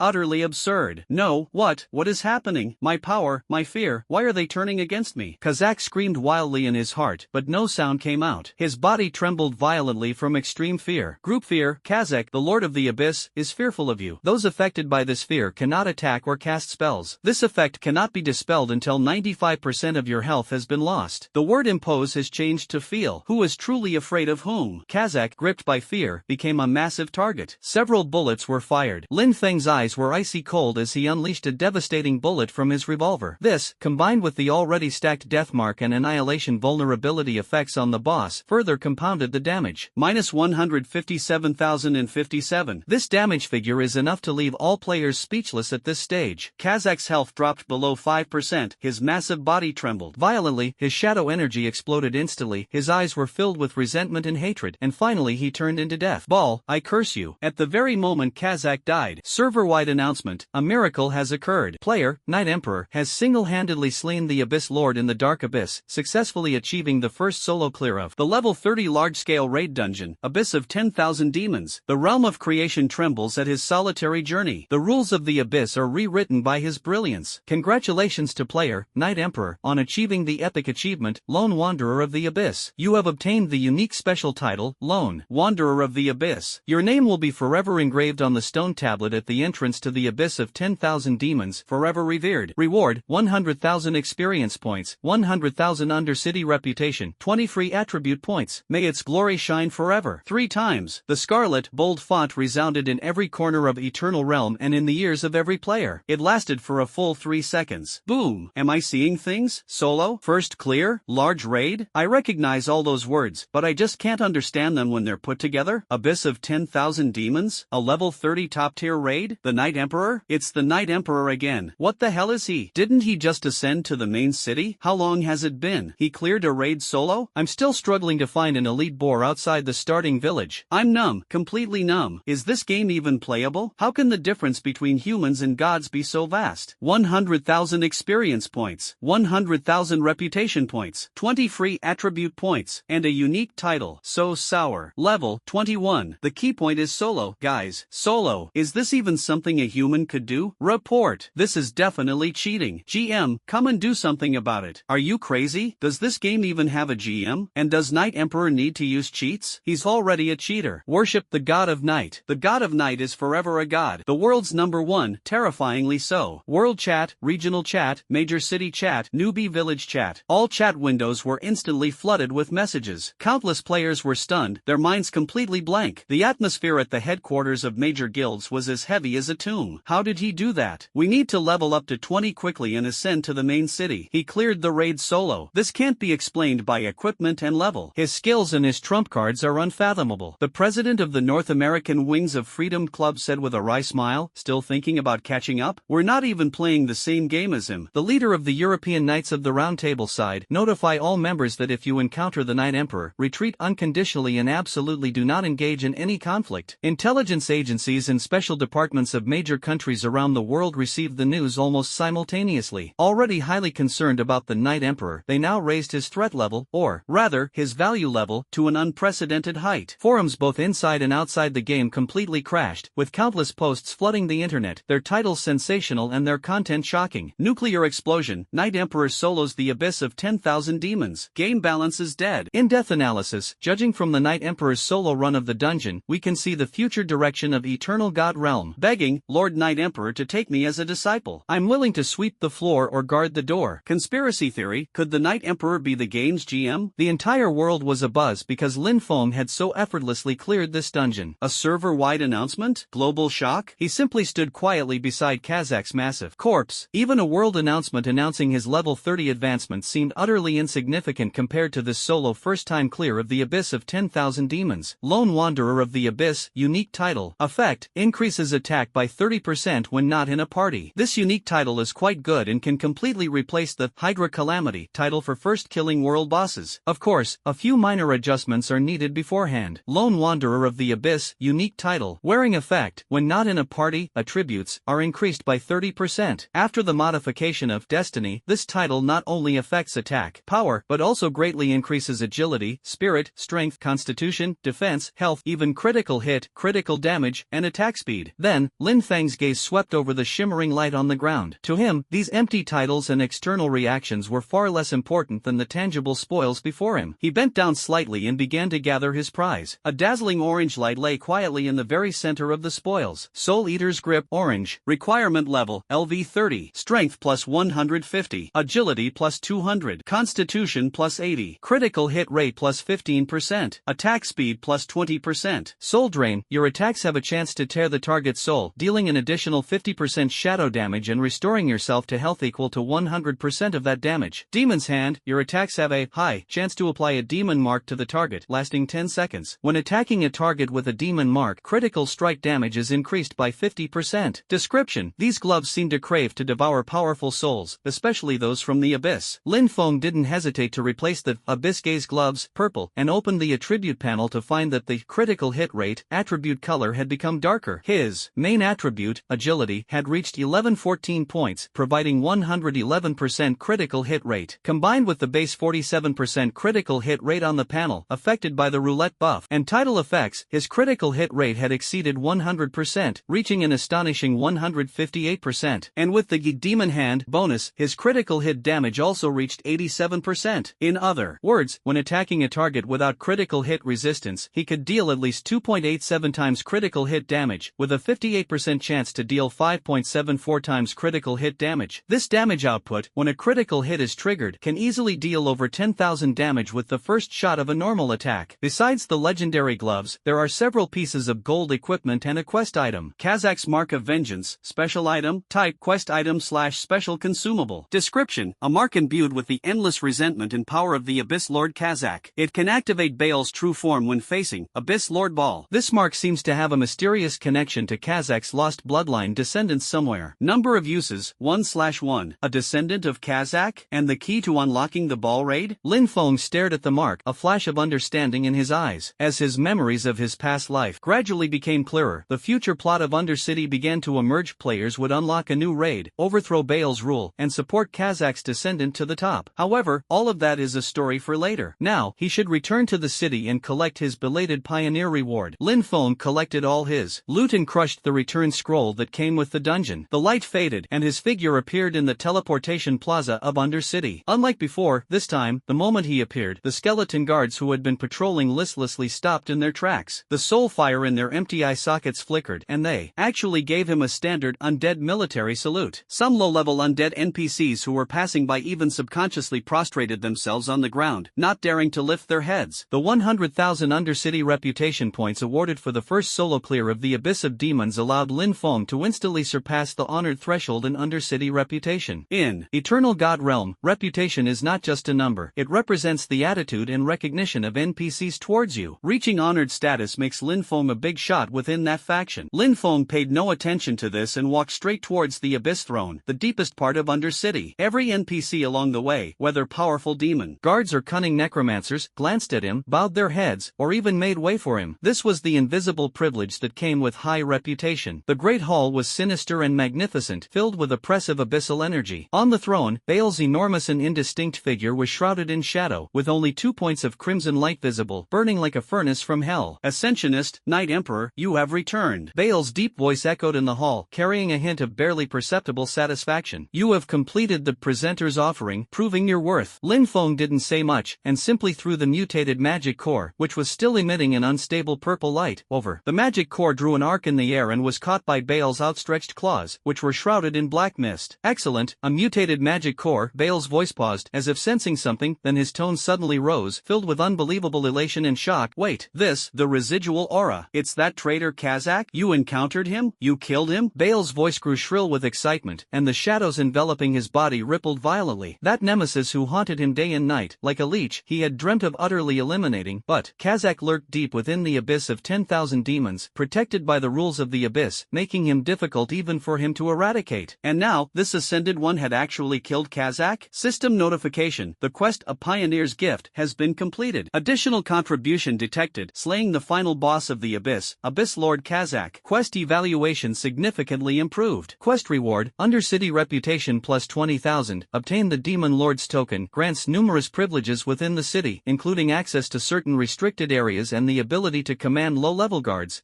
Ball suppressed his ecstatic joy, his crimson eyes fixed on Lin Feng. Tell me, Ascended One, how did you kill Kazakh? What happened to his final abyssal mark and that damned bloodline curse? Did you find any possible descendants of his? His tone was urgent, revealing a deep fear of the remaining forces of Kazakh. Lin Feng merely glanced at him indifferently, no comment. The four simple words instantly chilled the atmosphere in the hall. Bale's ecstasy seemed to be doused with cold water, and a shadow of gloom and doubt flashed in his crimson eyes. Was he unaware or unwilling to reveal it? Having killed Kazakh, how could he not know this crucial information? Or was he hiding something? Or perhaps he and Kazakh had reached some secret agreement? Various speculations flashed through Bale's mind, but he knew this man before him was no ordinary person. To kill Kazakh single-handedly meant unfathomable strength, even posing a threat to Ball himself. He had to win him over, at least until he fully understood his capabilities. He had to win him over. Ball suppressed his overly outward emotions, his tone becoming authoritative yet alluring. Ascended Knight Emperor, you have rendered a monumental service to Undercity. Slaying Kazakh has eliminated a major threat to me. Such merit deserves a reward. I have decided to bestow upon you the title of Baron of the Darkness. You will enjoy all the privileges of a Baron. Your fiefdom will be located in that newly cleared area on the outskirts of the Howling Demon Realm. You will have your own guard and will be able to report directly to me. Bale's voice was filled with an air of blessing. In Undercity, receiving a title was the highest honor, symbolizing true integration into the city's ruling class. According to custom, the recipient would then kneel on one knee and swear allegiance to the Dark Lord. However, Lin Feng simply stood still, motionless. He didn't even glance at Ball, but coldly stared into the darkness deep within the hall, seemingly lost in thought.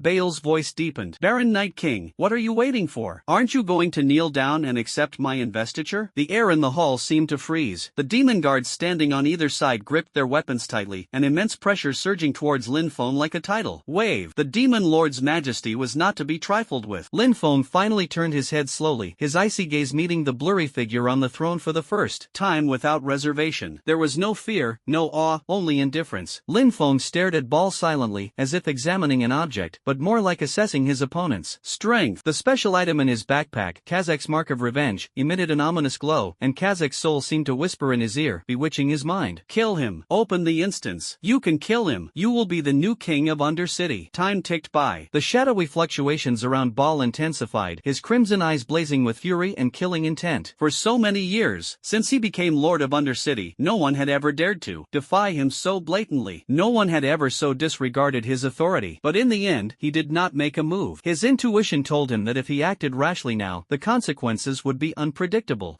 Ball snorted coldly, suppressing his anger. Since you have just experienced a great battle and are not feeling well, the investiture ceremony will be postponed. Here is the Demon Lord's token. It is what you deserve. A black token emitting a ghostly glow flew towards Lin Feng. Lin Feng casually caught it, didn't even glance at it, and turned to leave. No thanks, no hesitation. Just as swiftly and decisively as he had arrived. Only after his figure completely disappeared from the hall's entrance did Ball slam his fist on the throne armrest. The hard black crystal armrest instantly turned to dust. You bastard! Bale's furious roar echoed through the hall, his scarlet eyes flashing with cold light. Knight Emperor, very good. You have successfully caught my attention. No matter what secrets you have or what you rely on, in this Undercity, if you're a dragon, you have to coil up. If you're a tiger, you have to lie low. Otherwise, I don't mind crushing you with my own hands. System notification, NPC, Abyss Lord Ball's favorability towards you is decreased by 50 points. Current relationship, indifferent, -20 out of 100. After leaving the Demon Lord's palace, Lin Feng immediately opened the auction house interface. He glanced at the several epic items he had obtained from the abyss of 10,000 demons in his inventory. The Glutton's waistband, the Soulbinder's shoulder pads, and the Destroyer's iron boots. These items were all top-tier drops from elite raid dungeons and had a bind-on pickup attribute, making them untradeable. You dismantled the Glutton's girdle, obtaining 5x concentrated abyssal essence, 10x twisted runecloth, and 20x epic gear fragments. You dismantled the Soulbinder's shoulder pads, obtaining 6x concentrated abyssal essence, 3x wraith crystals, and 22x high-grade equipment fragments. You dismantled the Destroyer's iron boots and obtained 5x concentrated abyssal essence, 8x magic gears, and 21x high-grade equipment fragments. He would never use his fate ability to modify the binding status of equipment. Lin Feng wouldn't be foolish enough to prematurely reveal his talent just to sell a few more pieces of equipment. Immediately afterward, he listed all the rare golden materials he had extracted, concentrated abyss essence, wraith crystals, and magic gears, on the auction house. Bidding was open to all, but the prices would never be low. Because countless people were watching Lin Feng, every move he made caused a huge stir, and the trading channel instantly became incredibly lively. Are you crazy? That's epic gear. And it's from a raid dungeon. This item is bound upon pickup, so the Night Emperor has no use for it. Shouldn't we just dismantle it and keep it for the new year? But that's an epic item. Even if you don't use it, it's still valuable to collect. What's the point of dismantling it? It's for the materials. Didn't you see those epic materials? They're essential for crafting level 30 epic gear. Oh my god, what does it feel like to dismantle an epic item? Can anyone tell me? Wa'ada. This isn't Versailles anymore, it's downright ostentatious display of wealth. On the video-free channel, text scrolled rapidly. Having finished these tasks, Lin Feng immediately teleported out of the city and arrived at a higher level. Area outside Undercity, Screaming Cemetery, LV 30 to 35. He could instantly kill monsters with basic attacks, leveling up at an astonishing speed. The Wailing Cemetery was eerily quiet, littered with broken tombstones and teeming with monsters like skeleton warriors, wraith banshees, and ghouls. Lin Feng stood at the cemetery's entrance, feeling a surge of power within him. He was now level 30, with a terrifyingly high maximum health. Combined with the newly acquired legendary gloves, Soul Eater's grip, and a top-tier title, his attributes had skyrocketed once again. He raised his revolver, aimed it at a LV-35 skeleton warrior, charging towards him, and casually pulled the trigger. Minus 7,042. No skills were used, just a normal attack. The seemingly tough skeleton warrior didn't even have time to block before its skull shattered, turning into a pile of broken bones and experience points. A basic attack instantly kills monsters of the same level. Lin Feng nodded in satisfaction. What followed was a tedious but efficient monster grinding session. Lin Feng, like the Grim Reaper, unleashed a bloodbath in the Screaming Cemetery. Bang, bang, bang. Gunshots rang out, each one signifying the fall of one or more monsters. He occasionally unleashed the Annihilation Meteor, clearing large areas, while his headshots were the death gifts he bestowed upon any elite monsters he encountered. His sinful body allowed his maximum health points to continue increasing slowly but steadily from nearly 1,000,000. His experience bar, on the other hand, was skyrocketing like a rocket. In less than half a day, he killed more than 5,000 monsters, a leveling efficiency that is astonishing. Think about a normal team, they have to be careful when engaging monsters, and the slightest carelessness can lead to a team wipe. The experience dropped has to be shared among the whole team. Killing more than 100 monsters a day is already very hard work. When he reached LV-34 and felt the experience gain from simply grinding monsters begin to slow down, Lin Feng decisively stopped killing. He glanced at the time, it was already late at night in the real world. In the real world, his post about soloing the abyss of 10,000 demons still dominates all forums, its popularity undiminished. Meanwhile, he also noticed some new changes. After this period of hard work, a very small number of top players worldwide have finally reached LV-20, successfully completing their respective regions' ascension quests and arriving in different main cities. Hot topic: top-tier players have finally arrived at the main cities. A review of the current status of major main cities. Shocking. Dragon Soul and Blood Forbidden, top players in the China region, have successfully ascended. North American Wings of Liberty Ace Thor descends upon the city of Holy Light. Does anyone know which main city the Night Emperor is in? Please let me know. The comments section below the post was buzzing with discussion. Finally, someone's come up. That was really tough. Compared to the Night Emperor, we first tier are simply a joke. I bet the Night Emperor is still in Undercity. That's the place that best suits his personality. Nonsense. I think he's in Sky City, where all the big shots are aloof and independent. Any big shots in Undercity? Could you reveal the whereabouts of the Night Emperor? I'd love to pay him a visit. Stop dreaming, you upstairs. Even if I told you, would you dare go? If you anger the big boss, he'll shoot you dead. To be honest, I'm a little afraid of running into the Night Emperor now. I feel like I'll be crushed by him unintentionally. +1, especially players from Japan, they'll probably all have to avoid Night Emperor. Various emotions, including speculation, inquiries, admiration, and fear, rose and fell on the forum. Some ambitious players tried to find Lin Feng and attach themselves to him to gain more opportunities, while other players, especially those who had grudges against Yi Huang or were afraid because of the huge gap in strength, preferred to keep their distance from him, the farther the better. Lin Feng casually browsed these messages without making any comments, watched some videos for a while, and then went to rest. After a brief respite in the real world, he logged back in. Undercity was still shrouded in a gloomy and oppressive atmosphere. He opened his backpack and took out the quest reward given to him by Baal, the Lord's token, which was the reward reward he received for completing his first main city quest as the first ascended in Undercity. The Demon Lord's Token. Effect: the holder represents the Demon Lord's will and has the right to allocate certain areas and resources of the Undercity. If any other player had obtained this item, they would probably have been overjoyed, eagerly requesting resources from the quartermaster, or even seizing inner city properties. But Lin Feng was no ordinary player. A cold smile curled at the corner of his lips as he looked at the token in his hand, thinking to himself, this is too stingy. Destiny, talent activated.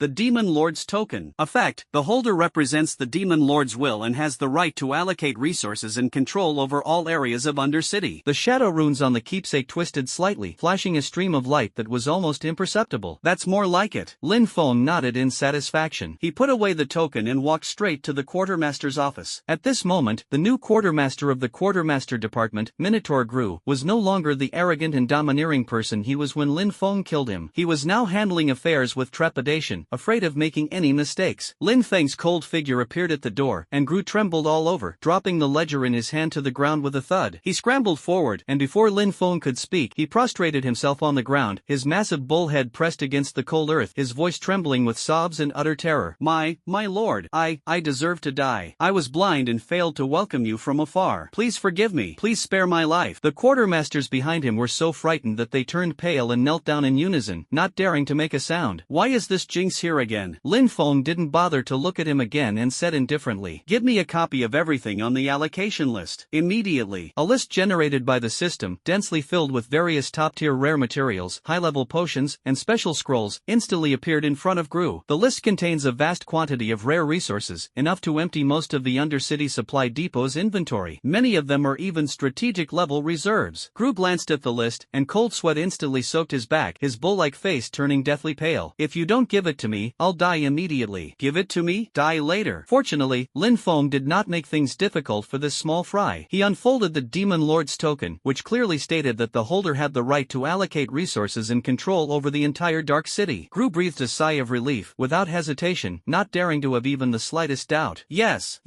sir, I'll get right away. Immediately. I guarantee it will be delivered as quickly as possible. Gru stammered, as if afraid that if he was even a second late, his head would be taken away like the former quartermaster. Lin Feng ignored the fleeing bull-headed demon and turned to leave. Wherever he went, all the NPCs bowed their heads and retreated, their eyes filled with awe and fear. No one dared to question it, and no one dared to stop it. Holding the token at this moment, he nominally possessed power almost equivalent to that of Baal himself. Before long, he acquired a large amount of top-tier resources, but this was far from Lin Feng's ultimate goal. What he truly desires is the most crucial secret of Undercity, one of the foundations of Baal's power. Based on fragmented memories from his past life and information circulating only among the most elite players, the deepest part of the Shadow Throne in Undercity hides an existence that even Baal considers an absolute forbidden zone, the ruins of the first Dark Lord. Legend has it that the core of power of Undercity's first ruler is hidden there, the key to Baal's continued rule and even his attempt to break through to a higher realm. Defense level? Absolutely top tier. Lin Feng ignored the demon guards in the throne area and headed straight for a hidden passage leading underground. At the end of the passage was a giant door made of an unknown black metal, with complex and powerful ceiling arrays engraved on it. Two 10-meter-tall golem guards stood in front of the gate. These two golems exuded a powerful aura, and Lin Feng could clearly feel their strength. They were purely war machines, devoid of any emotion, only capable of executing orders. Sensing Lin Feng's approach, the red light in the golem's eyes suddenly intensified, emitting a dull, piercing warning sound like the scraping of metal. Warning, unauthorized entity detected. This area has been designated a top priority restricted zone by Lord Baal. Leave immediately, or you will be eliminated. A cold, emotionless demonic voice emanated from within the two golems. Their massive metallic bodies began to activate, the creaking of their joints unbearable. Red light locked onto Lin Feng, and terrifying energy rapidly gathered at their cores, clearly preparing for a devastating attack. Despite this oppressive aura and warning that would terrify any top-tier player or NPC, Lin Feng's steps did not falter in the slightest. As if he hadn't heard the warning at all, nor noticed the two war machines exuding an aura of death, he continued to stride forward resolutely. Just as the golem guards were about to launch their attack, Lin Feng slowly raised his palm, and the Demon Lord's token, in his palm, modified by fate, emitted a dark and profound light. An invisible wave emanated from the token, sweeping over the two golem guardians. The energy gathered at their cores suddenly froze, the red light flashed violently, and their internal command systems seemed to be engaged in a fierce conflict and judgment. Supreme Order, eliminate all unauthorized intruders. Source, Baal. Supreme Command, the holder of this token possesses possesses supreme authority. Source: the Demon Lord's Token. Two commands, both marked highest, conflicted inside the golem. The red light in the golem guard's eyes finally stabilized, and heavy mechanical sounds emanated from their bodies. To the astonishment of everyone familiar with the defenses of this place, these two extremely high-level and powerful golem guards slowly and mechanically moved to the sides, their heavy footsteps causing the ground to tremble slightly, ultimately making way for the path leading to the massive black metal gate. Immediately afterwards, the colossal gate, inscribed with a powerful sealing array, sensed the highest authority's permission, emitted a deep rumble, and slowly opened. Behind the gate lay a profound darkness that seemed to devour all light. Lin Feng stepped into this absolute forbidden zone, a place even most of the higher-ups in Dark City were unaware of. Behind them, the massive black metal gate slowly closed again, completely isolating them from everything inside and outside. The energy core left behind by the first Demon Lord is directly connected to the Abyss Throne on the ground, which is the source of Baal's power as the City Lord. What came into Lin Feng's view was an enormous, seemingly naturally formed underground cavern. In the center of the cave stood a colossal energy pool. The energy churning within was neither magma nor liquid, but a viscous, extremely pure, and seemingly alive, slowly flowing abyssal energy. This energy was incredibly ancient, supremely pure, and breathtakingly powerful. Lin Feng, simply standing there, could feel every cell in his body cheering, yearning to absorb this power. In the very center of the energy pool, a dark purple crystal, about the size of a human head, floated in mid-air, beating slowly like a heart. That was the heart of the first Demon Lord, Red. With each beat, the abyssal power of the entire energy pool surged like a tide, releasing a terrifying pressure that made the soul tremble. The surrounding stone walls are covered with countless ancient and powerful runes, clearly an array specifically designed to gather, purify, and suppress the power of this heart. It really is here. Lin Feng's eyes gleamed with an unprecedented sharpness. This is the foundation upon which the Lord of Undercity sits firmly on the throne, and also Baal's greatest reliance in his attempt to break through the limits. The core of power left behind after the fall of the first Demon Lord is hidden here. Successive Lords of Undercity have slowly absorbed and assimilated the power of this heart through the magic array of the entire ruins, using the energy emanating from the energy pool to nourish themselves and consolidate their rule over Undercity. Baal never dreamed that this forbidden area, which he considered the safest and most secretive, would be so easily broken into. The value of this thing could no longer be measured in money or equipment. It was the most primal power, a fortuitous encounter capable of completely changing the fate of top-tier powerhouses. Lin Feng didn't hesitate for a moment. Wasting time is the greatest disgrace. He stretched out his right hand and pointed directly at the heart of the first Demon Lord that was floating in mid-air. A visible torrent of dark purple energy, composed of the purest abyssal energy, was suddenly forcibly drawn out from the heart of the first Demon Lord, traversing space, and pouring directly into Lin Feng's right hand. An unimaginable amount of energy surged into Lin Feng's body in an instant. His body was like a black hole that had been thirsty for billions of years, frantically absorbing and transforming this ancient and powerful force. The status bar displays: absorb energy. You are stealing energy from the heart of the first Demon Lord. All attributes are boosted. Current stealing progress is 13%. Faced with this immortal level energy, the amount stolen may ultimately be less than 1/10,000th of the original body's energy. Moreover, the energy stolen into the body will inevitably encounter indescribable rejection, and a huge price must be paid to fully control it. The first Demon Lord has been dead for billions of years. Why should this immortal core fall into the hands of Baal, the traitor of Undercity? A divine artifact should belong to the capable. Destiny. A giant clock of destiny appeared out of thin air, with countless crisscrossing threads of varying thicknesses struggling to move the hands on the dial. The system notification indicates an immediate change. Absorbing energy. You are refining the energy from the heart of the first Demon Lord. System notification. You are refining an ultra-high-level energy source. System notification. Your Abyss bloodline concentration is rapidly increasing. System notification. Your attributes are receiving a massive boost. System notification. Strength plus 500. Agility plus 520. Stamina plus 550. Intelligence plus 480. Spirit plus 590. System notification. Strength plus 500. Agility plus 520. Stamina plus 550. Intelligence plus 480. Spirit plus 590. System notification. Strength plus 500. Agility plus 520. Stamina plus 550. Intelligence plus 480. Spirit plus 590. System notifications flooded the screen like a cascading waterfall. The numbers on Lin Feng's attribute panel skyrocketed like a rocket. Dark purple magic patterns even appeared on his body surface, exuding an ancient and noble aura. At the same time, the heart of the first Demon Lord dimmed and shrank at a visible speed, and the energy churning in the energy pool gradually thinned out. All of this lasted only 2 minutes. Lin Feng only stopped refining the heart of the first Demon Lord when it shrank to 1/10 of its original size eyes and its light gradually dimmed, as if it had reached some kind of limit. At this moment, he felt an unprecedented surge of power within him, his basic attributes increasing at least tenfold. Strength 2,975, Agility 24,961, Constitution 3,574, Intelligence 3,417, Spirit 3,306. With the 30% all-attribute bonus from the Lone Abyss title and the additional 50% bonus to agility from the Shadow Kill buff, Lin Feng's main attribute agility experienced an explosive increase. More importantly, during the process of absorbing the energy of the first Demon Lord's heart, a vast and complex flow of information and laws of power also surged into the depths of his soul. System notification: congratulations! You have completely fused the heart of the first Demon Lord. Description of the effects of the first Demon Lord's heart. Shadow affinity permanently increases damage by 100% against all targets tainted by darkness, corruption, decay, sin, and abyss, and reduces damage taken from them by 50%. Demon Lord's intimidation. Your presence exerts a strong intimidation on all demon and undead units, reducing all their attributes by 30%. Magic leap instantly returns you to your position 1 minute ago. The cooldown time increases with each use, with an initial cooldown of 5 seconds. Feeling the newly added power within his body and the qualitative changes brought about by these three skills, Lin Feng finally smiled with satisfaction. Shadow affinity's 100% damage increase in 50%. Damage reduction practically covered all monsters and players of the evil faction, while Demon Lord's intimidation was a powerful supplement to Shadow affinity. What excited him most was the third skill. Magic leap instantly returned to your position 1 minute ago. Cooldown time is reset after each use. Initial cooldown is 5 seconds. Although it doesn't have the ability to specify a path like a mage's flash, the ability to rewrite fate and teleport without limit is enough to make it a divine skill. First Demon Lord, you can finally rest in peace, Lin Feng said calmly, and with a forceful movement, the token of the Demon Lord bestowed upon him by Ball immediately turned into powder. Ball, who had been sitting on his throne surrounded by shadows, suddenly opened his scarlet eyes. A hint of confusion flashed in those eyes, followed by incredulous horror, and finally, a raging fury that seemed capable of incinerating everything. No! A roar filled with endless pain and rage exploded from the Demon Lord's palace like a tangible soundwave, sweeping across the entire Undercity. The beams and pillars of the palace shook violently. Cracks spread everywhere, and the demon guards standing on both sides were blown away by this terrifying shockwave. Those with weaker strength were even turned into blood mist on the spot. The shadows on the throne churned and twisted wildly, like boiling black asphalt. Ball clearly felt that the heart of the first Demon Lord, hidden deep within his soul and considered the foundation and future of him, was being forcibly plundered by a tyrannical force. It was a sliver of power that he had painstakingly extracted over countless years, the very foundation upon which he maintained his rule and suppressed all resistance. It was heavily guarded and fortified. Knight, Emperor. Ball quickly locked onto the only possible target. Just then, he sensed the destruction of the token of the Demon Lord bestowed upon that ascendant. It must be him. He was the only being with the audacity to do such a thing. The ascendant who had just left this place and dared to disregard his majesty. The dome of the Demon Lord's palace suddenly shattered, and a massive, sky-covering shadow shot into the sky, carrying an aura of annihilation, instantly locking onto Lin Feng, who had just stepped out of the forbidden area. The terrifying pressure crushed down like billions of tons of seawater. Lin Feng slowly stopped, looked up at the huge shadow in the sky formed by pure anger and abyssal energy, his face still showing a calm and indifferent expression. The shadow coalesced into Baal's enormous and ferocious Demon Lord form, his crimson eyes fixed on Lin Feng, his voice seemingly emanating from the depths of hell, each word carrying a chilling coldness and murderous intent. What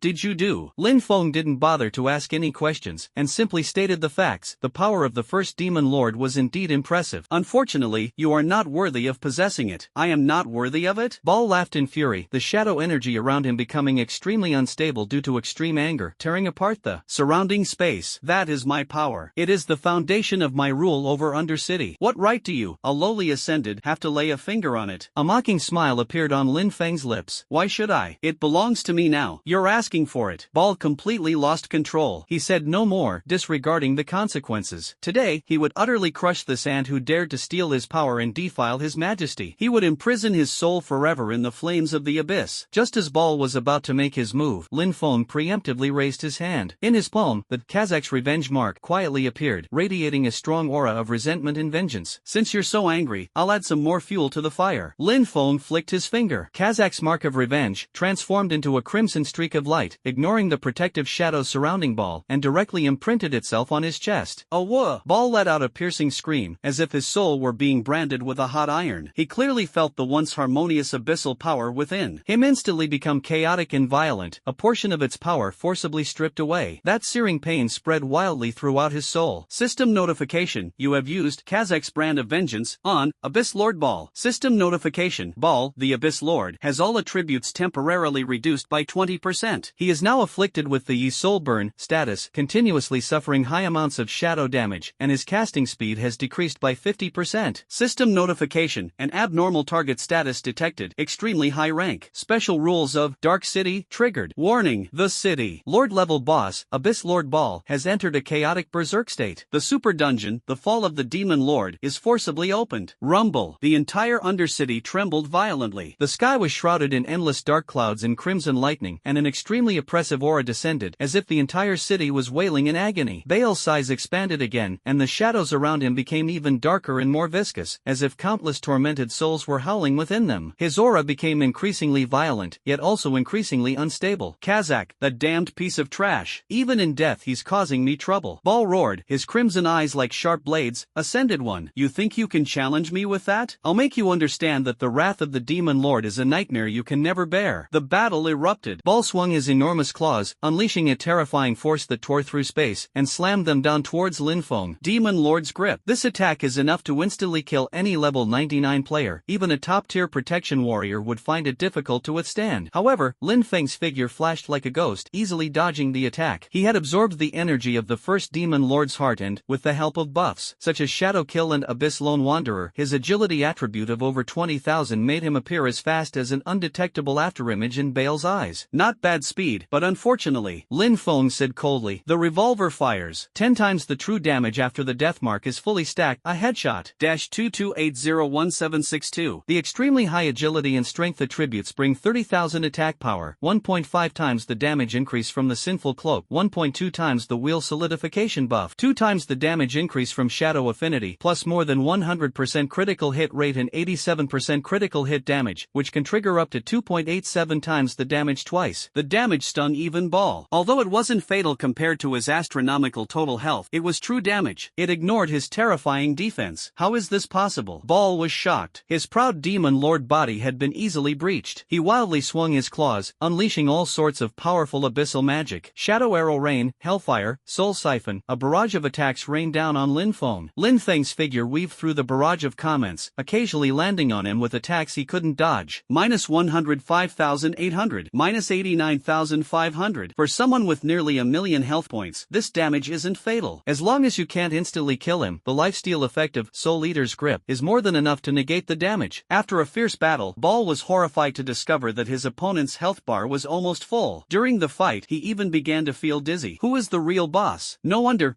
you were able to kill Kazak. Bale's voice was filled with disbelief and a hint of fear. The power of this ascended being before him was far beyond his comprehension. Ball held nothing back and no longer tried to defeat Linfeng using conventional methods. He roared to the sky, and the energy of the abyss within him erupted like an out-of-control torrent. Feel the true emptiness, you ants. Ball extended a gigantic claw formed entirely of distorted void energy, ignoring spatial distance, and instantly grabbed at Linfeng. This was no ordinary physical attack, but an exile at the level of laws. Linfeng neither dodged nor could dodge. The moment he was grabbed by the giant claw, everything went black before his eyes, and he was dragged into a small plane that was endlessly spinning and filled with chaotic void energy. System notification: you have been banished to the void prison by Ball, the Abyss Lord. You must defeat your inner demons and break through the dimensional barrier to return. The scene before him suddenly changed. It was no longer a chaotic void, but a familiar sight, the moment when the piercing blade from his past life pierced him. Two figures appeared before him, none other than Su Qingyue and Zhao Yuming, whom he had personally avenged and reduced to ashes. With tears streaming down her face, Su Qingyue said pitifully, Linfeng, we were wrong, please let us go. Zhao Yuming, though outwardly fierce, threatened, Night Emperor, you dare touch us again? We have your backs. Linfeng stared at the two phantoms before him, formed from void energy and his own lingering obsession. He suddenly smiled. This was not anger, nor hatred, but a pure, cold laugh filled with endless mockery. Inner demons? You two good for nothings? It seems my revenge wasn't thorough enough, allowing trash like you to still have the right to be here. Since that's the case, Linfeng raised the dark chaser, the muzzle flashing with a deathly light, then I will make you disappear completely from my world. The phantoms of Su Qingyue and Zhao Yuming looked terrified, screaming and cursing as they struggled desperately to escape. The two inner demons instantly exploded, dissipating into the purest void energy. Linfeng didn't even bother to look at it again, and threw a punch at the dimensional dimensional barrier of the void prison. Barrier broken. He instantly returned to the main battlefield where he was fighting Ball. At this moment, Ball was gathering his last and strongest power. He knew full well that the ruthless and cold-blooded ascendant before him could not be trapped in the void for long. It's all over. Come with me into the abyss. Ball concentrated all his remaining power and core energy into a single point, unleashing an inescapable energy pulse that covered the entire sky above Undercity and exuded an aura of annihilation. Final verdict. This move does not directly cause massive damage,